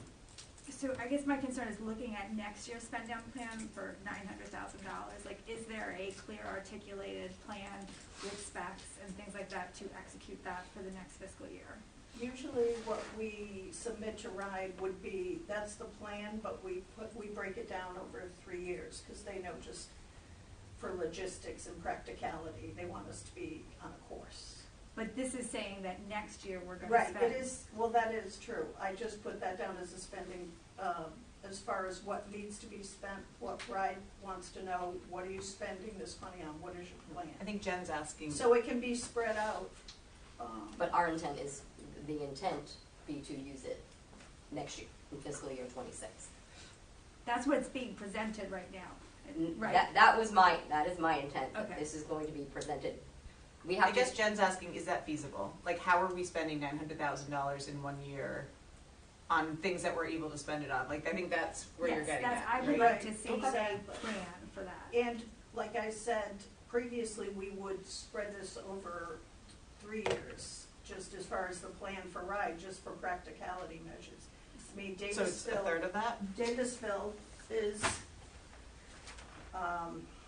the 338, that's easy. The cafeteria furnishings, we have all the plans already too. We had a lot of projects that were being put on the back burner, so we have all the legwork done on the high school cafeteria, Didn't we just redo all the furnishings there recently? partially. Partially? And that was probably like 4 years ago. Is it that long? Yeah. Oh my God. I guess my concern, I don't care what this number is, I just wanna see an actual plan to. Right, and that can be Execute broken it. down. I have The a question majority of it could be spent. for DMS, for the serving line and equipment at DMS and the cafeteria furnishings. Essentially, that, if this is approved, we can start working on that and have that done this summer. No, that was approved last year. But it's making me cough. No. Like, oh my gosh, you kill our superintendent. Surprise? But it's in the line, it's on this document for spend down plan for 25-26. No. No, that was in the plan last year. That was in last year's plan. That's why I said bring it to the Right. front burner, get us spending that money. That's like, so that's what Leslie's saying, is like that But- two. Right, but it's on the spending down plan 25-26. But what you're saying it was from last year. Well, right now it's shown. I'm looking at the document that. Yeah, Yeah. it is on this, but it was on the plan for last Yeah. year. It still is You can in spend the that plan today. for- Right. Like, you have that money to spend today. We need to do that. That's what I said. Yeah. Gotta spend it, Trish. I'll work on it. Yeah. There was a concern raised about funding some things in here that may or may not be operational. Are they all capital related? What are you referring to increasing the enrichment part Yes. for spending money on food? Okay. Well, both. The question was raised that the spend down plan says that we're increasing the food quality purchasing, blah, blah, blah, but the cost of food has not increased in the actual budget, and those two things seem to be in. So, Well, that would be upon approval. I well, would say. and I think that's that's my understanding of kind of how to represent the budget. So, what I knowing that I kept the operational stuff that we know was happening for 26 in the budget. These are larger items, bigger things. I kept that as drawing directly off fund balance as opposed to increasing that line item. So I think I misunderstood what you were wanting to see. I took it from the bottom line as opposed to increasing that cost. So ultimately, if what you're saying, if I'm understanding it correctly, you'd rather see that instead of being $400,000 for food costs, you'd rather see it be $525. Well, I guess I just want to make sure that if it's something that's going to be like a consistent repeating expense, that should be in the operating budget versus like buying a dishwasher is like a one-time thing. But if by increasing the enrichment of the food or these other things, if that's going to raise our food prices, that should be captured in the budget. You could put it into the budget, but then, have a notation on the bottom. But we would have to make sure that then that can be sustained even if we don't have a fund balance. Yes, That's exactly. the part which is why I was hesitant to do that. I was thinking this was we're gonna, It can't be sustained. No, and you I can't looked put it at this. No, I just want to make sure that, like, so are we going to do it for 2 years and then when it's over, it's done? Like, yeah, so that I feel like this is not completely fleshed out in terms of like what's actually feasible. Sustainable. Yes. Yeah. I didn't want to use that word since we're talking about food, but yeah. But literally I and understand, figuratively. Jen, I understand what you're saying about the sustainability, but if we have the money and we have the opportunity to give them a greater variety Oh, no, of their enrich away. favorite fruits Yes. that cost more, it's not like it necessarily has to be sustained. I mean, you want it to be sustainable, but of course, we want to take this food and make the kids happy. And give them 100%. strawberries, and I I think know we're we're just on the talking about same page. what line But to I'm put it just on. talking, yes, so as far as we have it, we want to do it. They go crazy when it's strawberries and grapes and watermelon. Yeah. It just makes it happier. This is 45 cents more per tray. And I mean, ideally, we have a plan to continue that because you don't want to be giving it to them for a year and a half and then being like, I hope you enjoyed your fruit because it's all gone now. Well, that wouldn't be the case. Right, but that the would money's be still different. somewhere. It Right. was Exactly. different Somewhere. where it's not, 'cause Exactly. That would be Fruits, intent. there's always, there is always 4 fruits out there every day. What 4 fruits are they? Are they an apple or are they kiwi? You know what I mean? It's like, Basic apple or is it? I would think what Oh, Jen yes. is also trying to kiwi, say. you're right. I would think what Jen is also trying to say, at least this is how I would interpret it, is that's ideally terrific, but we also need to make sure that the families understand that right now we hope to sustain this program, maintain this program, but it may not always be there depending on our budget. So I agree. I think we just need to look at it realistically, like in 2 years from now, if this money is gone, where is the other money coming from to basically put it into our operating budget? That's something that happens on an annual basis going forward. That's why I'm with Leslie. Don't put it in the operating budget. Like we don't have the income to sustain it. Right. So I think Right. you have to list it, Jen, like on the bottom. Yeah, no. And- I or I just think want to we- like articulate what we're doing instead of Yeah. like, putting it in here, saying, oh, that's great, we've done this for 2 years, and then in 2 years, all of a sudden, we're like, oh, man, like, now what do we do? I want to have some foresight to, like, and some Yeah. visibility, forward planning. Yeah, because you raise everybody's expectations, and then all of a sudden, sorry, we're not doing it anymore, and people didn't know that. I'm comfortable approving the amount that you're saying that you're going to spend down, but I agree with Jen. Like, I don't want to be here next February being like, oh, we have a lot of money to spend, and like we're on crunch time. So could we, not tonight, but like I'll approve the number, but can we get like a typed up plan of like exactly what we're going to spend it on? Because last time we had asked about different things that possibly could be used for. So kind of having that outlined, I think would be helpful. So, and then one thing I wasn't sure if we were able to do, I was at a couple of the schools over break, and I noticed like all of our picnic tables are like, for lack of a better word, like gross and old. And so I wasn't sure, except there's like 2 or 3 nice ones at the high school, but then a couple like not nice ones, and then like, Outside picnic yeah, tables? like does that count for food service since the kids technically could eat lunch at them? They can I have. feel like yes, Chris, don't say no. they can count. I want to buy a food truck. They're for food. Because Yeah. What's that? I want to buy a food truck. It's a furnishing. Yeah. No, but you know what I mean? Like, if they're eating lunch outside, like, I was just thinking, like, those, there might be a correlation there, and some of them were very disgusting. So something to consider. No, it's a great Um, idea. Okay. Anything else? Yeah, did we ever, I'm sorry I'm harping on this, did we ever talk about like maybe reducing even for a year fees, the account fees for the school cafe? So yes, it was, we did discuss that, and that's something that we put as like, a post-budget review of what we can do, because that's something that we have the funds that we can do and we can offer at any time. Like, I can certainly bring it back to school committee, but that's I want to bring it up right now. Could you have me do this? I did, Oh, I did, okay. but I didn't want to put you on the spot, so there you Put me on go. the spot. Do we Go have for it it. somewhere? I did ask you. Okay, here we go. have what you're reading Household from, Trish? payment online is $53.11. Wait, sorry, Trish, do we have what you're reading from? Did you give it to them, Leslie, or did you just make me do it? Excuse me. No worries if we don't have, I just, I'm gonna read I- it, I'll read it slowly. May have not forwarded that that's one. okay. I'll just write down as Trish does. But yeah, she's correct, she did do it in a very timely manner. Okay. No, that's fine. No, because it was enlightening. All So my right, cafe, what do you got, Trish?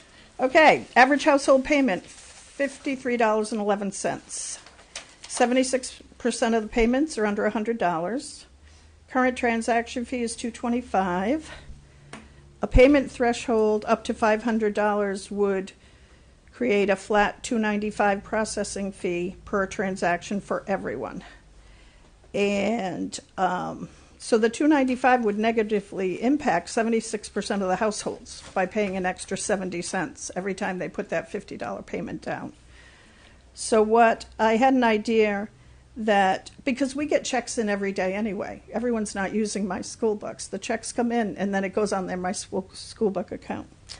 So what I suggested was that if anyone pays by check in the amount of $150 or more, is credited $225 to their account, which would have been their transaction fee. And then the households choosing to deposit large sums of money are not penalized and actually save money. And the majority, the 76% of the households depositing $50 are not burdened with the extra 70 cents per transaction. That's my idea. Or we could just pay for it. If we were to pay for it, let's see here. It's like $15,000 in transaction fees already. So similar to what we were talking about is. And if we undid that, then Yes, okay, then yes, we could do it, but then at some point, it's not fully sustainable. Right, so what happens next year when? So to Allison pay for our back? kids' lunch in this district, our parents in our district are paying $15,000 in transaction fees. When we were told when we approved this product that there would be no transaction fees. Just to really be clear Yes. on what we were told versus what is happening. Which is that's why I wanted to say, in terms of post-budget discussion, I would like to revisit this with them, because in doing our research, that was shocking to me. Yeah. That is Unacceptable. That is the burden to our Yeah. district. So I think we absolutely need to revisit it, but I am not gonna have enough time to revisit it in terms of this budget. But I don't wanna just say, we're gonna start paying this fee for them because it's not But sustainable. that's something we could do in 2 months if you decided. Exactly, Yes, so like, yes. once this budget is done and we look into this, we can roll it out Yeah. immediately if we need to, but when Trish did this research and I saw it, it was like, bug eyes. But I do not agree with us paying for the transaction fee. I think Let the- people send in a check. But I think the transaction One, fees are also too high. Did not know Yeah. you could do that, Well, but they're that's okay. related to the Yeah. credit card. A Two, lot of people don't have checking accounts either, like actual paper checks anymore. We got I didn't know that was an people option. deposit them. I mean, we deposit checks every single day. Can Yeah, we I mean, they're have those basically numbers? passing on the credit card fee that they're getting from the credit card companies. I'm sorry, Sherry. What was that? They're basically passing on the credit card fee that they're getting billed. Yes. For, like, when you use a credit card, companies have to pay that fee. Yeah, that's So they're really just passing that it is on Oh, to yeah, the we consumer. know that's the that, service. So, Yeah, that is the yeah. service. But we can look into it further. But there was also that, I think there was the understanding that there would be less fees, not even the dollar value of the fee, but how often people Fewer. are getting There that was fee. always a fee, to my knowledge. I'm not sure. No, there's usually a fee, but I think Yeah. it's how often. We have to pay it every more s- now. Yes. Because it has it's the much cap. on. Can't It put has as a much cap on That's it now. why, yeah. And that's why I thought if people were to pay by check, we could have an incentive. So they're not paying any transaction fee and they're actually getting a credit towards their account. We'd basically be taking that $225 transaction fee and just putting it towards the child's account. Okay, I think the biggest thing is figuring out how to spend, we have to spend down this money, and so if you think it's 900 and, like, I think it's just, I hear Trish not putting that fee in, and I don't think that's necessarily the best choice, but we do have to figure out what we're doing with that. So I also think, so within this dollar amount, like just looking at enrichment, and we were talking about whether it's used to buy different food, RIDE provides a lot of information on ways that districts can better utilize and spend down their money. They have tons of things that would fall within enrichment that I think this dollar amount is feasible, and I think if we are questioning some of the ideas here, it would be a good opportunity for us to reach out to them and say, what have other districts done that have been sustainable, that have been good, that have really made a difference? And we can maybe supplant some of the ideas that are in here with things that work for the district, and utilize the money, but that may be more sustainable and may make more sense for what we want to do than the items listed here. But I think overall, I think we can spend money. You tell me I can spend money. So I think the question for the committee is, Yeah, I mean, we could. I'm Yeah. sorry, what's it? oh, the The advisory wellness committee? Yeah. subcommittee, Mhm. yeah. I mean, there are a lot of different things that RIDE puts out there that we could certainly take advantage of, and some of them then come with grants for future use and for sustainability, so I think it's worth investigating. So I think the big question for the committee tonight is those numbers at the bottom, right? The details sound like they're get ironed out afterwards, and so I guess the question to the committee is, does anybody have concerns about the numbers and how they're presented and the amount that we're planning on taking out of the budget? Because I remember last year, the auditor brings it up, and so then the town council brings it up. And so I want to make sure that we have confidence in like what we're saying, because like we basically have a lot of taxpayer money that we need to somehow give back to the district, or to, like, you know, like we need to figure out a way to like reinvest. And so is the school committee comfortable with the numbers as presented? Is kind of the question here. I'm honestly not, only based on this year, but I mean, if we want to approve a number without the plan attached to it, like, I would be okay with that. I just am not sure, you know, I understand that the vending machines were part of it, but I just feel like to go from 200 to 875 is a big chunk without any specific plans. If I could make a recommendation to my recommendation is, when looking at this, is to reduce this number from 875 to 675, and that's just to account for the fact that if the vending machines, which are about $200,000, don't come in this year, it's going to have to be a purchase for next year. And I think that Yeah, but that's just, you're just sliding it, because you have that already accounted in the FY25, so then if it doesn't get spent in FY25, it's gonna roll in, you're gonna have it to I was thinking more of if that, the rollout of the process of the vending machines is going to take time and effort and energy away from it, so that if we think that that's gonna be something that's happening next year, even though the dollars are already spent, it's going to take away from time and effort to be able to do some of these other do the projects in project. this list. Because there's gonna be man hours and time going into the vending machine that's not happening this year.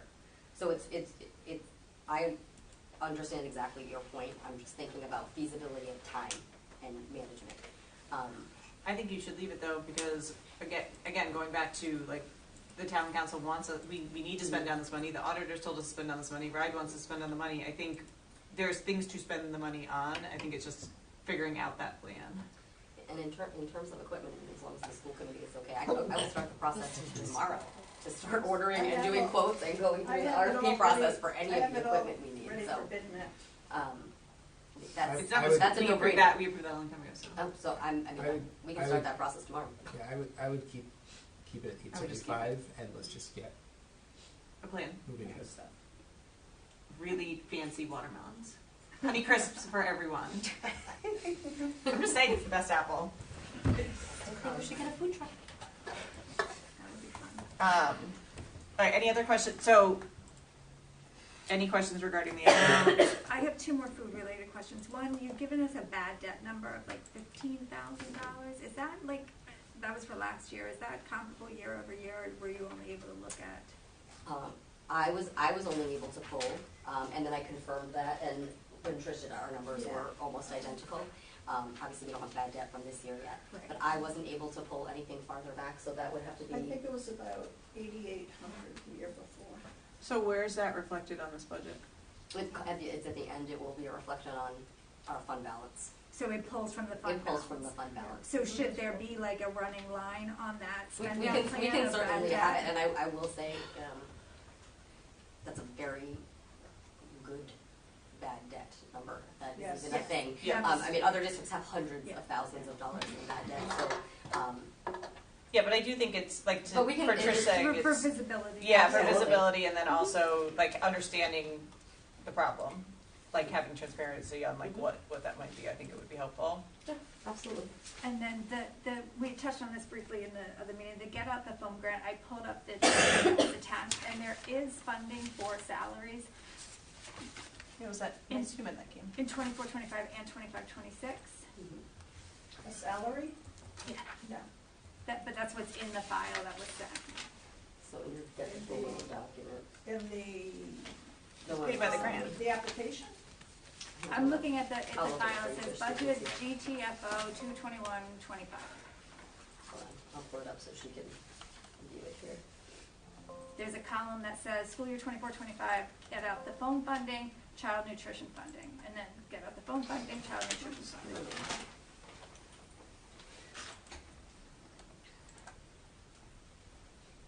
Oh, child nutrition spending, or are we looking at a salary?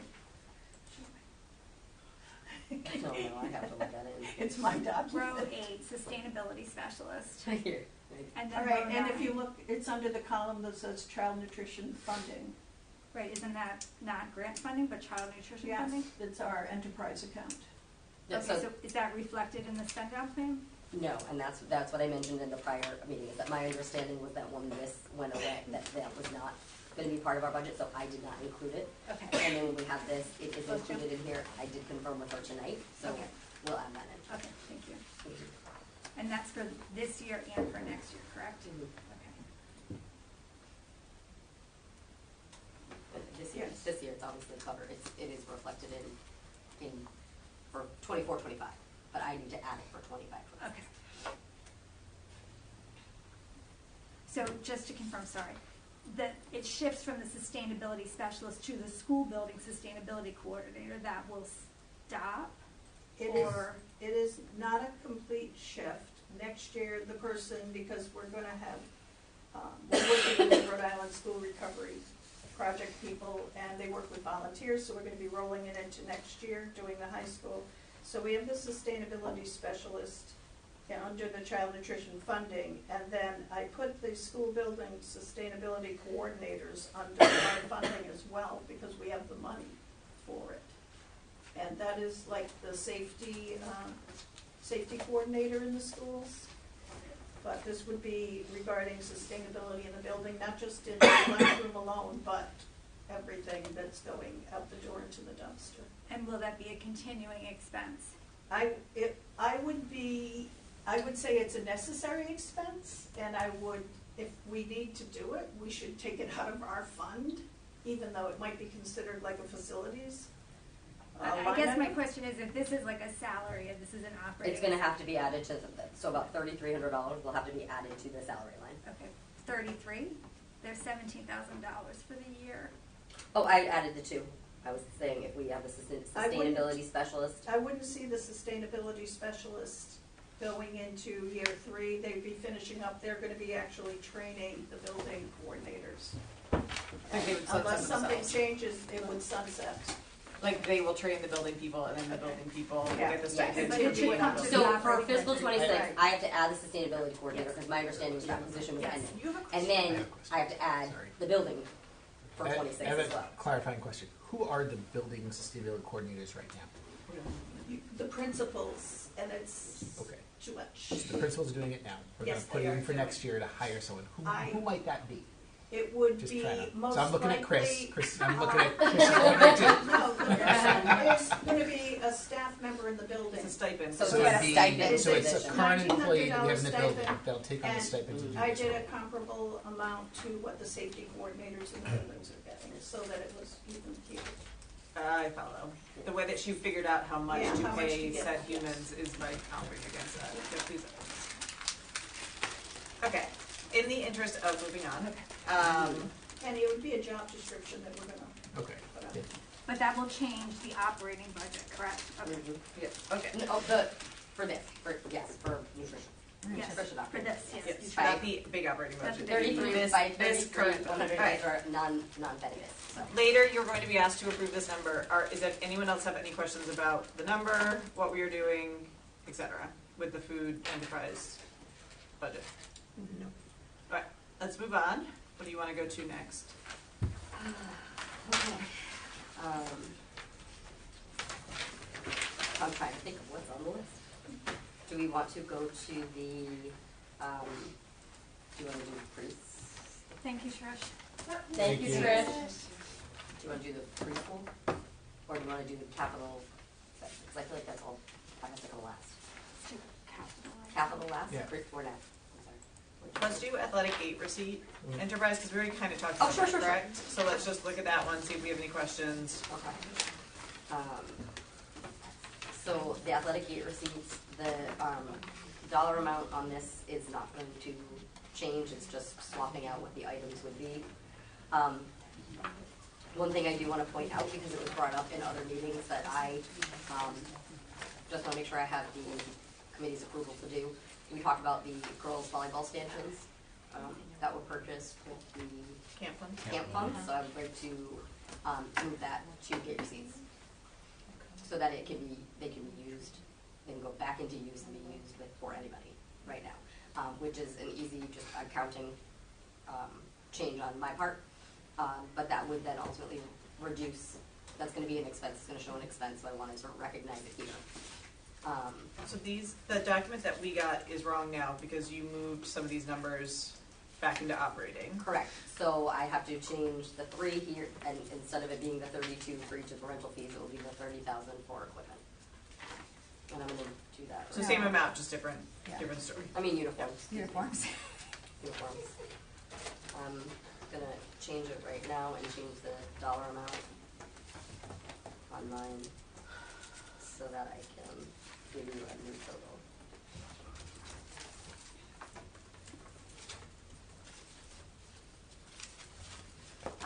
So one of the things that I recommended was actually doing a spend down in fiscal '25 of the same amount of money, and then doing that same again in '26, so that we're,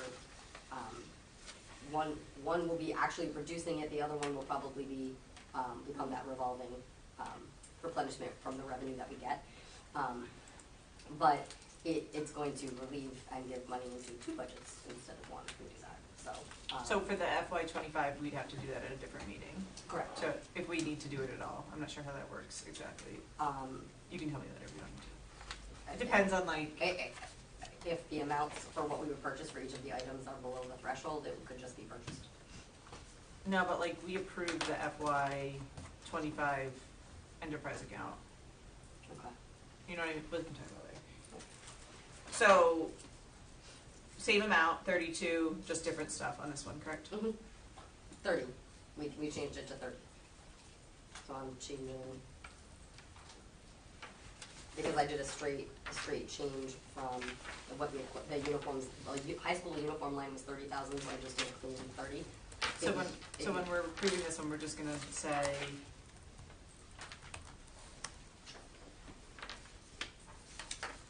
with $2,000 removed, correct?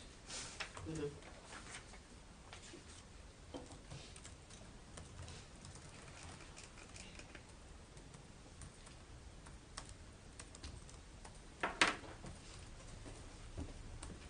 All right, any questions regarding this one? No.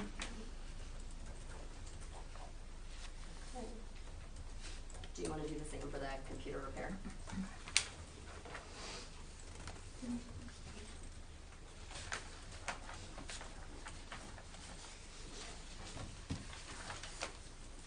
Can you make changes to that one? Is that the one we talked about earlier? No, it's just to bring it up because I Okay. just kind of like broadly did, and I think it's we're gonna have the same issue because my recommendation was that we could do the admin laptops, the uniform, and the D sort of like right away, to spend it down so we could do it now. And then in terms of fiscal 26, remove 10,000 out of what was my original recommendation in capital, and put it in an additional spend down for fiscal 26. So it'd be like 2 buckets. So again, it would be a 25 spend down and then a 26 spend down. So what we were presented, what is the difference? So we can do the motion for that. That has not changed. As What's presented it's is the normal. same. All right.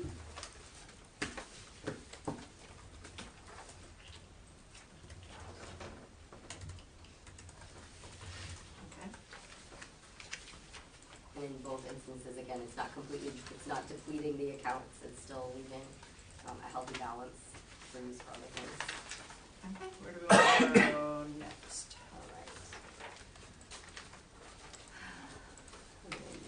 Let's see. So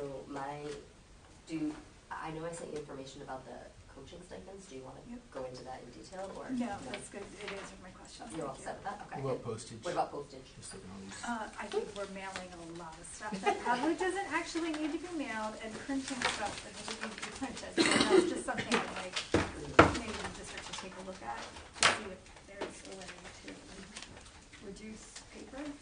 And I will say the lion's share of the budget is coming out of this office with things that actually do have to be printed and mailed, unfortunately, in terms of just legal requirements. But at the school level, I think there's still stuff that and they're all very consistent in what they're spending it on. So we can certainly. Yeah, and it's a shift, right? Like, we've Mhm. mailed stuff forever, but just that's one area, and even with here, like, we don't need this unless somebody actually asks for it, I think.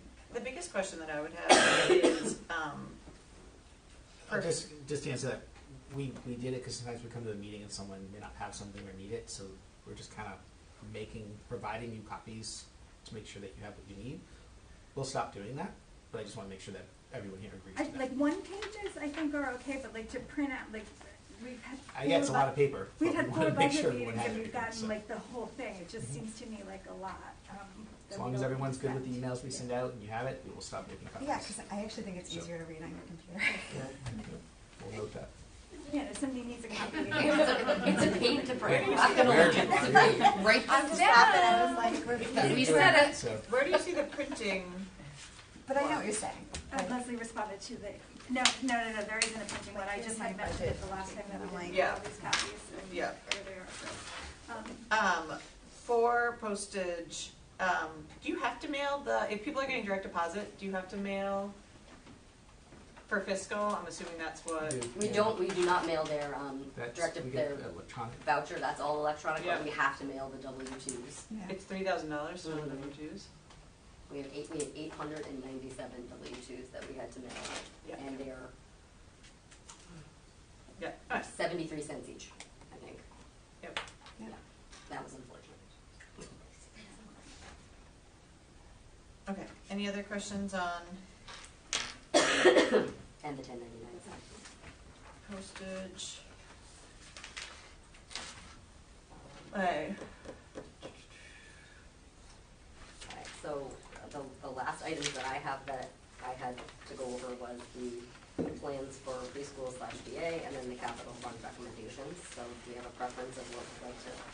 let's do capital first, so that way, that's that, and then we can go backwards, because the other one's in operating, right? Yeah, so let's do capital first. Okay. What document would you? So that is like us? capital fund balance recommendations.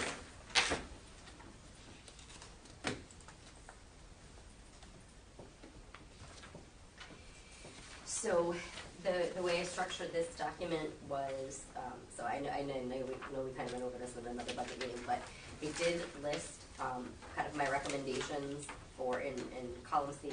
Those are what previous school committees had suggested that we put aside for spending in each of those areas.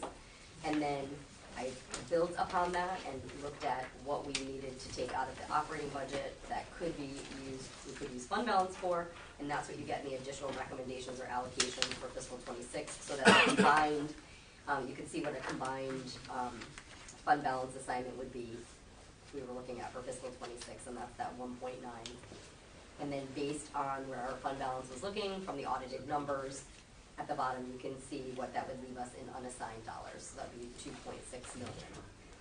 And then just as a quick point of representation, I listed out the things that were part of the fiscal 26 budget that I had, that I had pulled out and kind of assigned, just so that you could see the correlation of what they were for. So the athletic capital reserve, is that the $150 for the turf that Yes. they always put aside? So what happened in FY 26, 27, 28 that it got cut in half? Okay, so in 26, it still would be, my recommendation would be to, oh, excuse me. I apologize, I think that's supposed to be 26, my heading.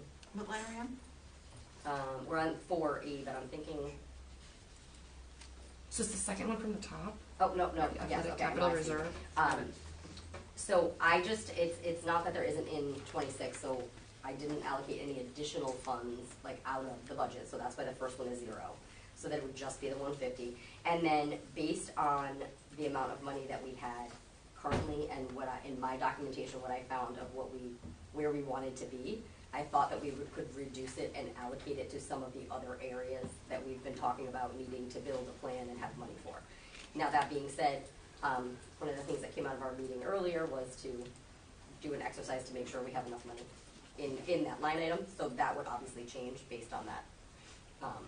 So, yeah, because my understanding is that years ago, when they did this in whatever, 2018 or whatever it was, they were allocating about, let's say, I think it was 1.25 million, 1.5 million for the new turf, so that's why they were saving up over time. But naturally, those costs have gone up. Right. So, And again, it's just one item, but it's just so we don't get caught flat-footed and again have to put a fire out.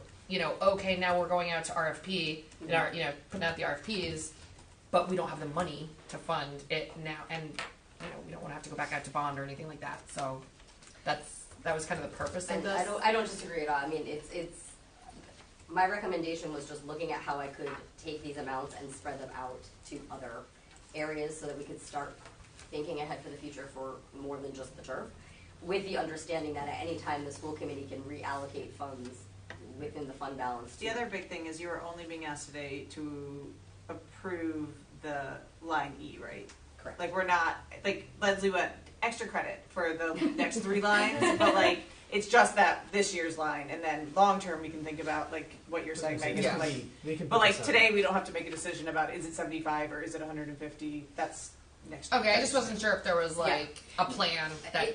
No, it was just my looking at how can we start touching upon some of the things we've been talking about in each of the budgets. It's really This good is a- extra credit, but for today's purposes, we're just This is approving just the bottom line number. No, E. and that- Right, this is a start. We can put this on a Yeah. future plan to go through, and then the school committee will approve Yeah. how they want to allocate. Yeah. Gotcha. So like, for example, so for today, Leslie's asking us if we want to put $150,000 into that line.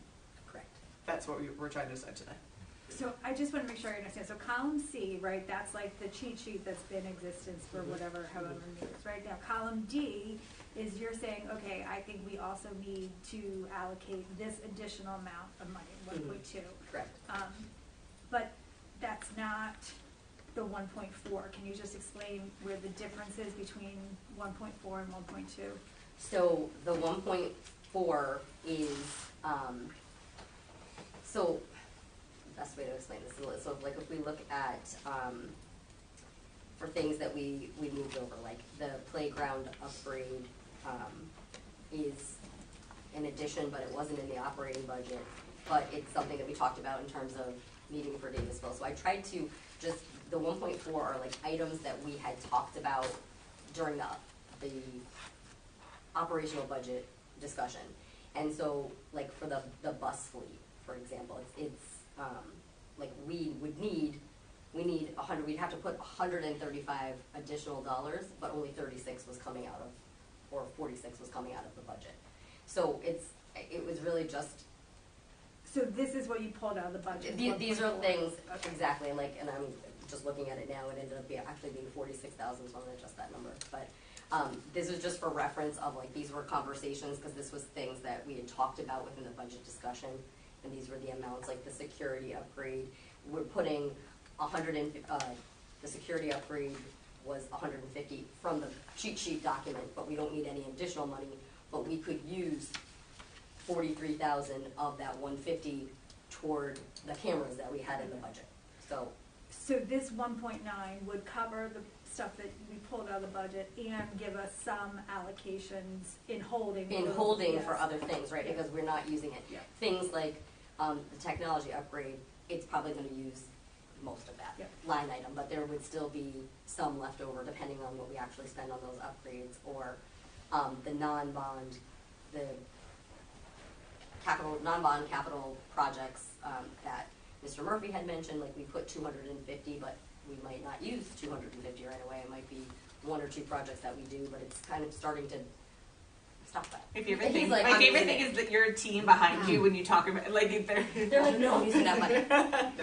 And then, so at a future No. meeting, this committee then will have to say, okay, so like, this recommendation was from 2021, now in 2025, this is what this committee thinks we should be, if we have extra money, should be allocating on a regular basis. Right, And that would be column FGH, you just put something in there to get us started. correct, Okay. correct. I just want to touch on what we talked about in the Budget Advisor Committee. So, like, we are deliberately taking money from fund balance and using it for operating expenses. And I think it's really important that we stress that to the town, because these are things that are going to be continual. Like, that's not good practice, we all know that. And I think we have to do it in order to get the number down to something. And I think Leslie's done a really good job, because between the last budget we looked at and this one, she brought it down by like $130,000 already, which I think is great. We've nibbled it down a little bit before, but I mean, we have to be able to say like, hey, this year we took out however many, we absorbed the 1.9 million, we took out this, we covered this, and here's our plan, but like, expect these expenses to reoccur. Because that's my concern, is once you take it out, how do you get it put back in?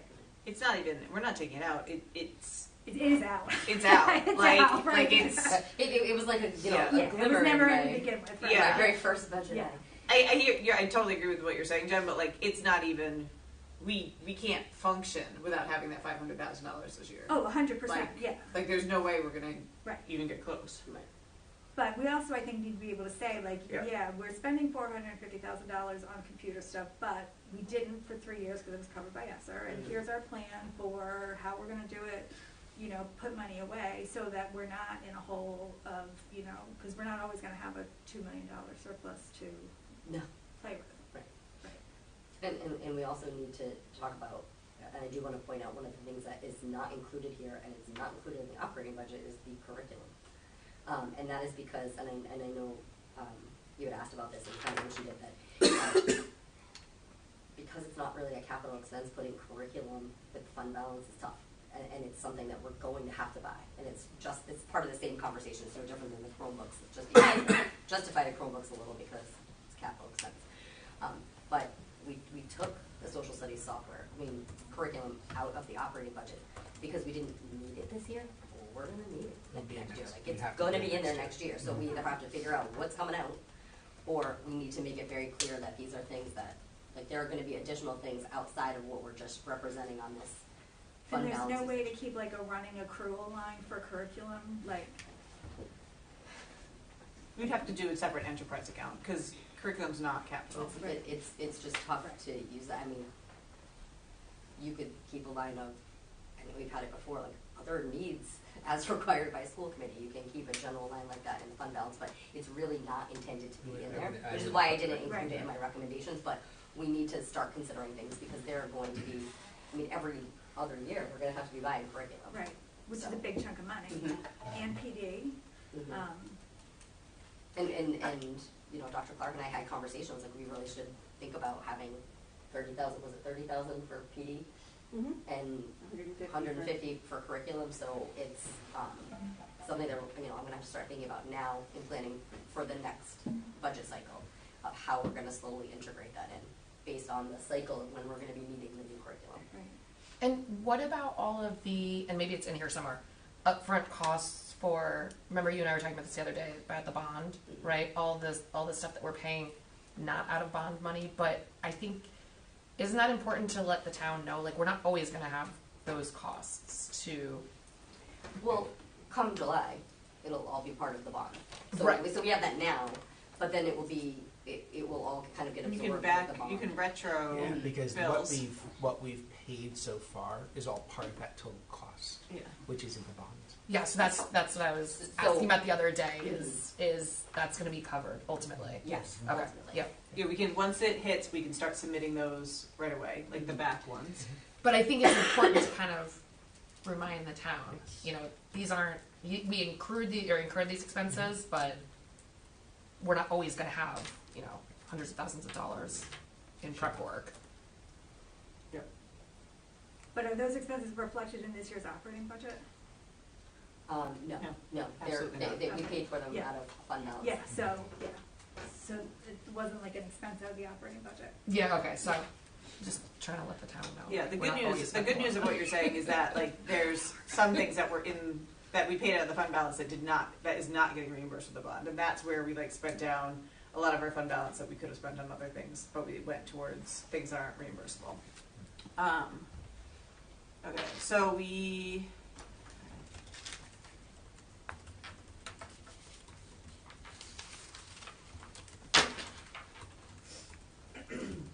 So any questions on the peach line, like E, on like what we're spending down for FY '25 from the capital?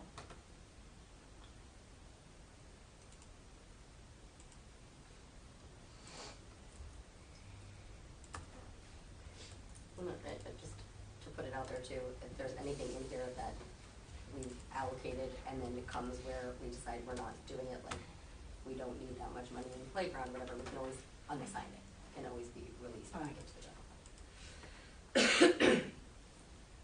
Any questions on this one? No. Everybody feeling? Good, so capital, when we make the motion for that, we'll have no changes.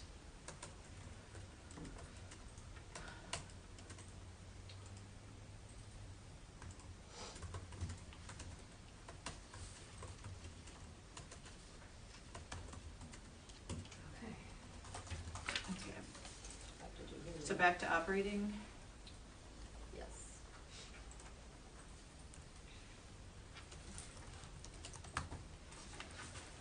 Yeah, so I think the next item is, Yeah, for the preschool?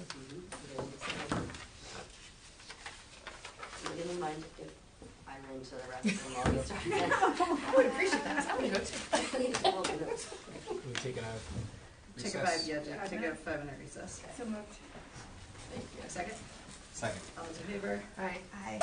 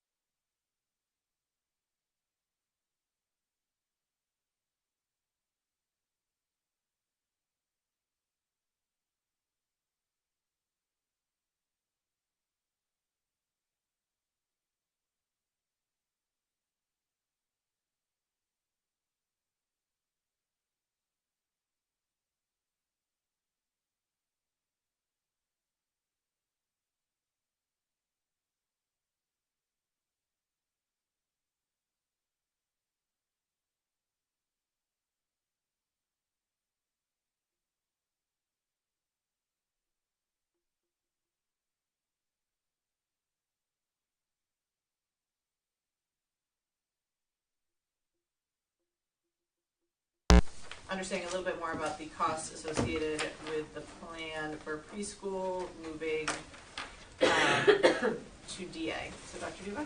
Yes. So in the packet that you received for the additional documents, thank you to Clerk Rachel, on what we foresee as the future of the preschool programs. You want to know, with this move, what do we see in the future? So one document lays out the plan, another document lays out, gives you a map of the building, just to see how we're suggesting to use the rooms and potential use. So our current enrollment is 118 preschool students. Obviously that will go up as the year goes. Preschool is a rolling enrollment for students based on their age, but also based on referrals that we receive from early intervention and child outreach for students that may need the preschool program for special education services. Just to clarify that, so if you got a referral in May for a student turned 3 in May, they would enroll in May. So what would happen if you have a student that is in EI that's coming to us, you're meeting about almost a half a year prior to them turning 3, or maybe a little bit longer. You have to 24 months. 24 months. We start meeting. Start meeting 24. Okay. So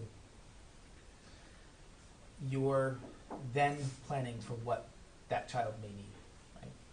So when they turn 3, you have services ready to go for them. Those services may be walk-in services. Okay, so there's options. Yep, maybe services to a community preschool they're going to. Yep.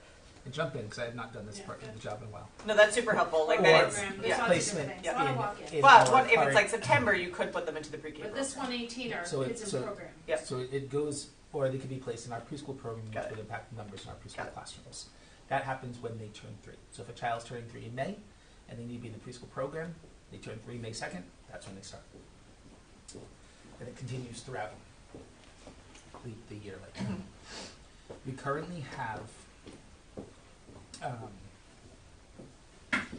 for the morning sessions, we have 31 students who are receiving special education services, and we have 24 community peers. For our afternoon sessions, we have 31 students receiving special education services, and we have 32 community peers. Those classrooms are considered inclusion classrooms. The breakdown of those inclusion classrooms are it's maxed out at 15. So according to the regs, you can have up to 15 students in the inclusion class. Of those 15 students, 8 are community peers and 7 are students receiving services. Ken, what's the difference for the number of community peers between the morning and the afternoon? Like the ratio is off. I mean, it's just a difference, probably just a difference of who is applying. So in the morning, there were 24 students that attend the morning class. We have 3-year-olds 32 are in the morning, afternoon. 4-year-olds in the afternoon. So we it's have based by age, and then Can they have more if they're 4? Like, do we dictate that number, or is it just by random? No, it's just by who we have. by the number, it's dictated by how many. So each classroom can have up to 15 students, right? So you can have in each inclusionary class 8 community peers. So the 3-year-olds come in the morning, 4-year-olds come in the afternoon. That's just who we have right now. So full capacity would be 31 and 32 in both, right?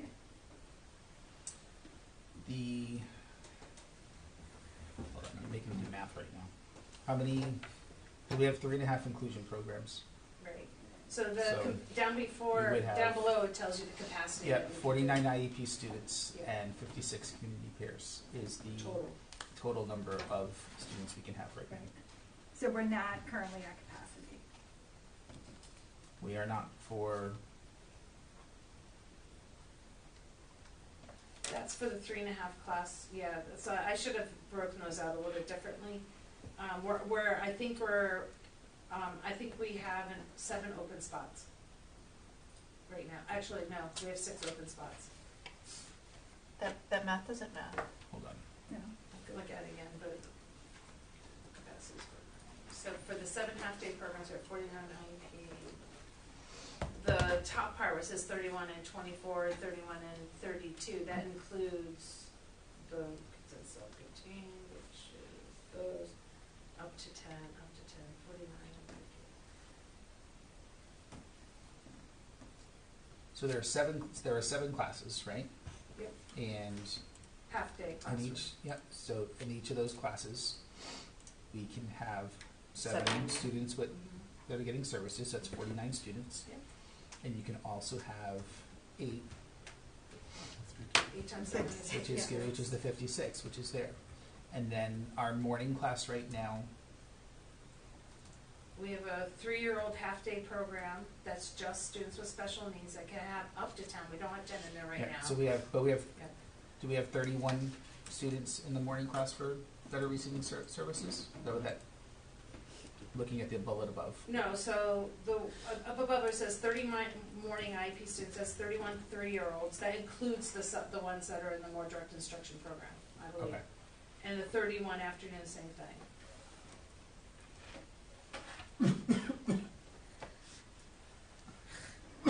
You know, the more you work on this and you look at it, you think you have it right, and then, no, it's up to 10. So we don't have 10, we do not have 10 in our Bright Beginnings programs, that the 3-year-old morning program, that's 4 days a week, and we don't have 10 in the 4-year-old in the afternoon. We can have up to that. I believe there are around 6 in each of those right now. Okay, for the assumption, we're gonna Yeah. assume we're not at capacity. Yes, okay. Just- No, but we don't have very many spots open, I will tell you Yeah. that. How many applications did we receive? I don't know. For the community peers. Yeah, for last year. Information. I can find out, but I don't know. We just don't have it in front of us. Yep. Yeah, I can't read it. No, that's okay. So, But overnight, we could be at capacity, right? Because you're saying as kids turn 3, like if they turn No, 3 we're in not 2 gonna. days, they could be coming. Yeah, so our capacity is 105 for the 7 half-day programs, and then on top of that, we have an additional, no, this is right, then we have an additional 13 kids right now. These numbers are correct. I said our capacity is 118, 49 plus 56 is 105, that's not, yeah, I think there's a couple more though. I can find out, what was the other question? How many students applied for the program? For community peers? Yep. In the Assuming, lottery? assuming we have space, do we take all the community peer applications? Yeah. Yep. But we turned away people last year. 100%. Yeah, but I don't know how many. I don't believe it was a lot. There were some people that didn't want it because it was a half-day program. They wanted to go to their different daycare, things like that. I'll find out. Maybe I'm just lucky enough to know all of them. Okay, so moving forward on this, Ken, do you want to continue? So we would have currently have 5 preschool classrooms at Fishing Cove that we moved to De La Salle Academy. We would continue having 3.5 inclusion programs, right? So that is the 7 half-day sessions that we have for 3-year-olds and 4-year-olds. We would continue with a half-day Bright Beginnings 3-year-old class. It's 4 half-day sessions, and we'd maintain the full day for Bright Beginnings 4-year-olds. And that's 4.5 full-day sessions. We would add therapy service and sensory spaces at Davisville to support the preschool programs that are there. The Momentum ABA Pre-K clinic would be something new. So that's something that Rachel's been working on. This would be an insurance-based outside service that we would house at De La Salle Academy that would support some of our preschool students who need ABA. It would not be a cost to us. It would be a program that would be there and would go through each individual family's insurance for coverage. It would support families in identifying needs of children. It would support the families by having difficulty completing Judy Beckett. So that's the Medicaid paperwork to get the services. We would be able to provide those services at the school. And also for students that we currently have in our programs that qualify for ABA services, we can provide that to them at the location of where they're going to school. Do any other districts have this? No. with the exception that this year Providence received a waiver because they have such an extreme issue with preschool and not having enough programs. Momentum in Providence was given a waiver to allow 25 preschool students into their clinic in lieu of a preschool program. So no, this would be unique to some degree.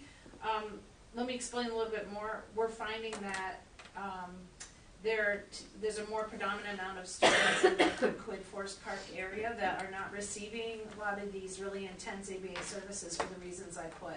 One of them, a big one, is sometimes they're not aware that their students are exhibiting a specific disability. Then when we get them in through referral, or we're getting them through their pediatrician, through early outreach, or any of those things, when we finally get them and we find them eligible, they don't necessarily know then they're also can be eligible for Medicaid, which is what they call Katie Beckett funding, right? So we help them with that application because it can be arduous. Unfortunately, a lot of times the first time you put in that application, it gets denied, refused, lost, whatever you want to call it. So you have to persevere to put it in again, which we also help with. So we get through those two barriers. But then there's this big barrier of not having enough locations or enough spots, and even worse, the parents not having transportation to get their kids there. So my thinking is if we house it in a space that's not the size of a large classroom, it's too little, it's a classroom that is broken in half that's down at Davisville Academy. I don't know if you're aware of that. There's like adjoining rooms. That if we're able to use that space to provide this intensity of service, and that we help our families to obtain that, we help them with the whole process, but now we'll go to the final part of that, which is actually providing it where they can get transportation. Then we can create a more intense program for them. So what I would foresee is, depending on the age of the student and the team and the parents and all those processes, that potentially they could go to ABA clinic in the morning, come to us in the afternoon, or vice versa, so they're getting a much more intense, full program that they wouldn't otherwise be able to get. And would we be moving them, this is just for preschool kids? Just preschool. Just for preschool. Yeah, Okay. my 3 and 4 year olds, because that's where our biggest bang for the buck is for this type of service. And if I house that and are already transporting them to come to preschool programming, because most of those kids also qualify for preschool program, it just makes a nice marriage, and it removes a lot of variables. So friends, if I look at today, if I look at the Compass K program at Stony, I believe all but 2 of those kids come from the Quinnesset, their home school would be Quinnesset, and we just have found this to be an issue. And to me, it was a ability to solve an issue with really limited cost to us. The cost to us is a space that's there, it's the heat and electricity that we're already probably using, but also, again, that intensity for families. Okay, thank you. And this would obviously be like a documented agreement? And Yeah, we'd have to memorandum. I did have a preliminary meeting with them to see if it was even feasible, and why Momentum would be my first choice is they work with schools, they understand schools. Not all placements, and there's also that history of like Providence kind of agreeing to it. I will say some of the other providers that we worked with, it feels more like a competition versus a collaboration. Okay, so there's no cost to the district for that? No. Okay, let's move on. Okay. Where are we? So I'm skipping the last 2 bullets on page 1. Why? I'm gonna go back to it. The ones about offices and stuff? Yes. Okay. ERB. So I think what is important to note that when we look at this, everyone asked about the future. What we would hope to do is, after next year, so we maintain what we have as far as classrooms and the programs, and then each year add an additional inclusionary class to our program continuum based on needs and budgetary requirements. So that way we can grow our preschool program. The reason for doing 1 a year is just based on need. We can survey families as well, but the programs typically have been half-day programs. We can look into seeing, do we want to do a full-day inclusionary program? It's something that we can look at, because we do know that It's a huge barrier. yes, so families aren't able to send their children half-day because it's only a few hours in the morning or it's a few hours in the afternoon. if you're a working family, you may not have transportation, then you have to find other resources, so. And it changes, so like even if you have consistent planning for 1 year, then you have to come up with a whole different Yeah, plan for the because you next go year. morning, afternoon. Yeah, because you go from morning to afternoon, yeah. Right, I so, do have an answer to the previous And question. transportation. yeah, Is this, okay, so, Jackie, I'm talking to Jackie, and she doesn't have the number at the top I of her love head, phone but I friends. know why you're saying that you have many families. We typically take on, we filled most of the 3 to 4-year-old, the 3-year-old spots. 4-year-olds average don't come, because the 4-year-olds fill up because they get the first spots when they attend the year before. So when they come in as a 3-year-old, then they're put in to be as a 4-year-old, as a community peer. automatic. So there's less 4-year-olds that are accepted on the lottery because they're being filled by kids The that are already here. 30-year-olds that are already Already there. there. That's why. We have, right That's now, why we I have was getting 2, yelled so our at numbers often. have changed even since I wrote this Sorry. document. We have 2 spots left for special needs students in the AM and 3 in the integrated classrooms and 2 spots in PM. That's it, so there's 5 openings right now. And that there are 6 students in both the Bright Beginnings programs together, so there's 12 students in Bright Beginnings. I said I thought there was about 6 in each. So that is, 105 plus the 12 gets you 117. So we may have 1 spot there, and we can do up to 10, but I'm not gonna recommend it. The intensity of the kids in Bright Beginnings, we need every hand on deck. Feel free to visit. Be some hands. So Jackie doesn't know that number of how many applied is No, she the said she data. thought she took almost all of them. I know there were some that were offered and. I still want that number though, so like She somebody probably could doesn't have query it. it or pull it or something, that would be helpful. I don't know. So Kenny, looking at the map then for the classrooms and that on page 3, that top budget where he talks about adding a PK inclusion classroom each year as needed or as we are able, that would then be, so I see the 5 classrooms, but that would be the room 7 open, So that we- one where we could expand. right, so it'd be room 7, and then the following year, in 26-27, we'd also move the grade 6 through 8 program that is there over to Davisville Middle School. So as we do that, that would open up another space. And then we can also, as we go to the future, look at condensing office spaces and other spaces to add additional classrooms. So just a quick question about that then, because I know that obviously the DA program is on the other side of the building. So I'm just wondering on the preschool side of the building, if you're saying that we would be able to use the empty classrooms from 6 through 8 for preschool purposes? Not next year. No. In 26, 27? We would have to move one of our offices down into that wing. That's what I'm asking. Okay. Because the way it's arranged right now, there's bathrooms, so it's a U, so that middle part right now, what we're looking at is halfway through that U are bathrooms. Mhm. So that whole left wing and up to the bathrooms would be kind of preschool, and then to the right of that would be our student services, and then DA would be that completely, kind of like. Yeah, that's kind of what I'm trying to mentally figure out because obviously the right on the map, the right side is the And older that's- kids. And that is if we can afford and can budget for the additional teachers. So Okay. there Thank would you. be space though, And again, this is just a draft of potentially. where the rooms would go, right? I mean, we would look at this and if we can make shifts, and as we want to add additional classrooms, we can shift some of the other office spaces to the other side of the building.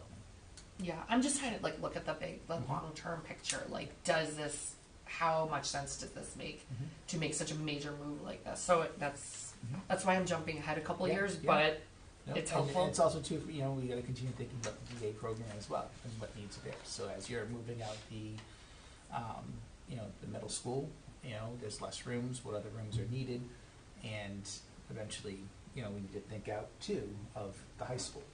So, and then office space could shift as well. So in next year, the DA students, it's not really clear like where they would be, because I know where they are now. So they would be on this side. They're all, this wing. but aren't Yep. those all offices? We're gonna move You're gonna move everybody? Okay. Because some of them are offices. There's a conference room. Yeah, there's like people that Yep. share some of those. Yes, and so we then would that's the shift all that conference to room. make that move. And then as far as the Office of Family and Learning, what we'd like to do is move them to Knesset, and that's what we're going to work on as far as that plan. Aren't they already in a closet at Knesset? No. Who's in, At Quinnesset? Yeah, that little space when you first walk in after the gym and the cafeteria, there's like a little office. There's a little I space thought- there, but Closet. look It's a at- closet, it's where Storage. people sit in we it. would- We would have to look at additionals. There's room at Quinnesset. Yeah. There's definitely space. I mean, the classrooms are very large. It could be, so there's definitely space in Quinnesset where we can make the space for this to happen. Where are they right now? So They're over here? Oh, they're over here. That's where all the problems. Got it. These are the right.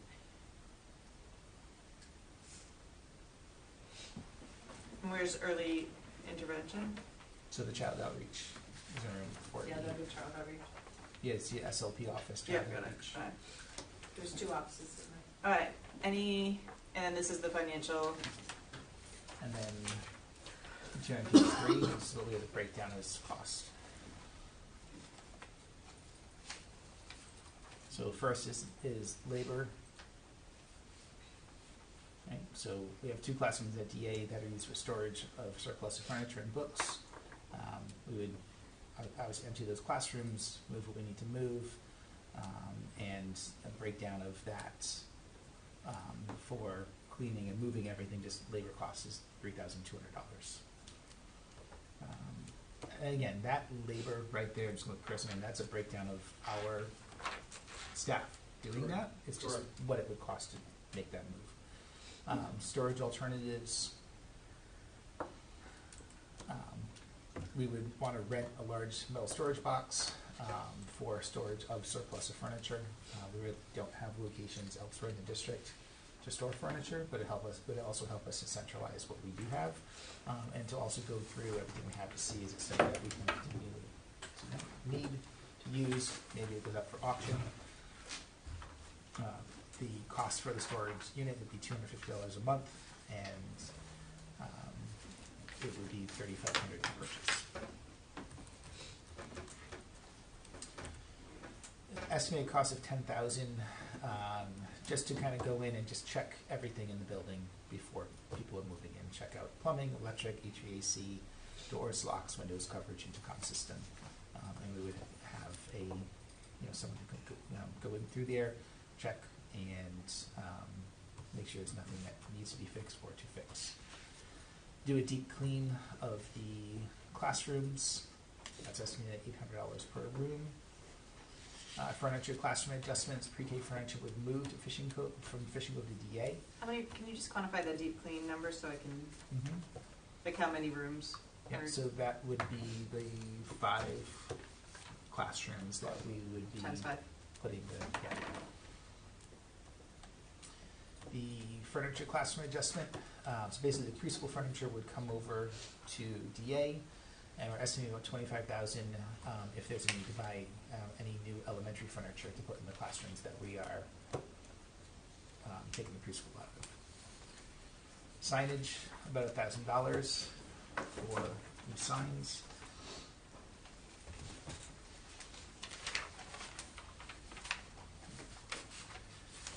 We are recommending that this gets broken into 2 allocations. One allocation for the current FY25 year. There's $50,000 that we already have allocated in this year's budget to start using, and then an additional $50,000 in the FY26 budget.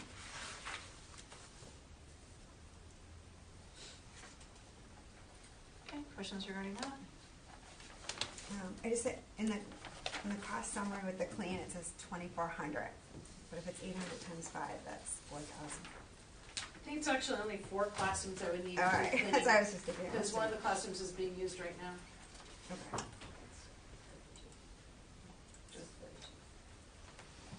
That's a large classroom? Yeah. Yep. I think it's room 1 around the corner. It's the first one as you come through the doors on the left. I dropped it for that. That's being used right now.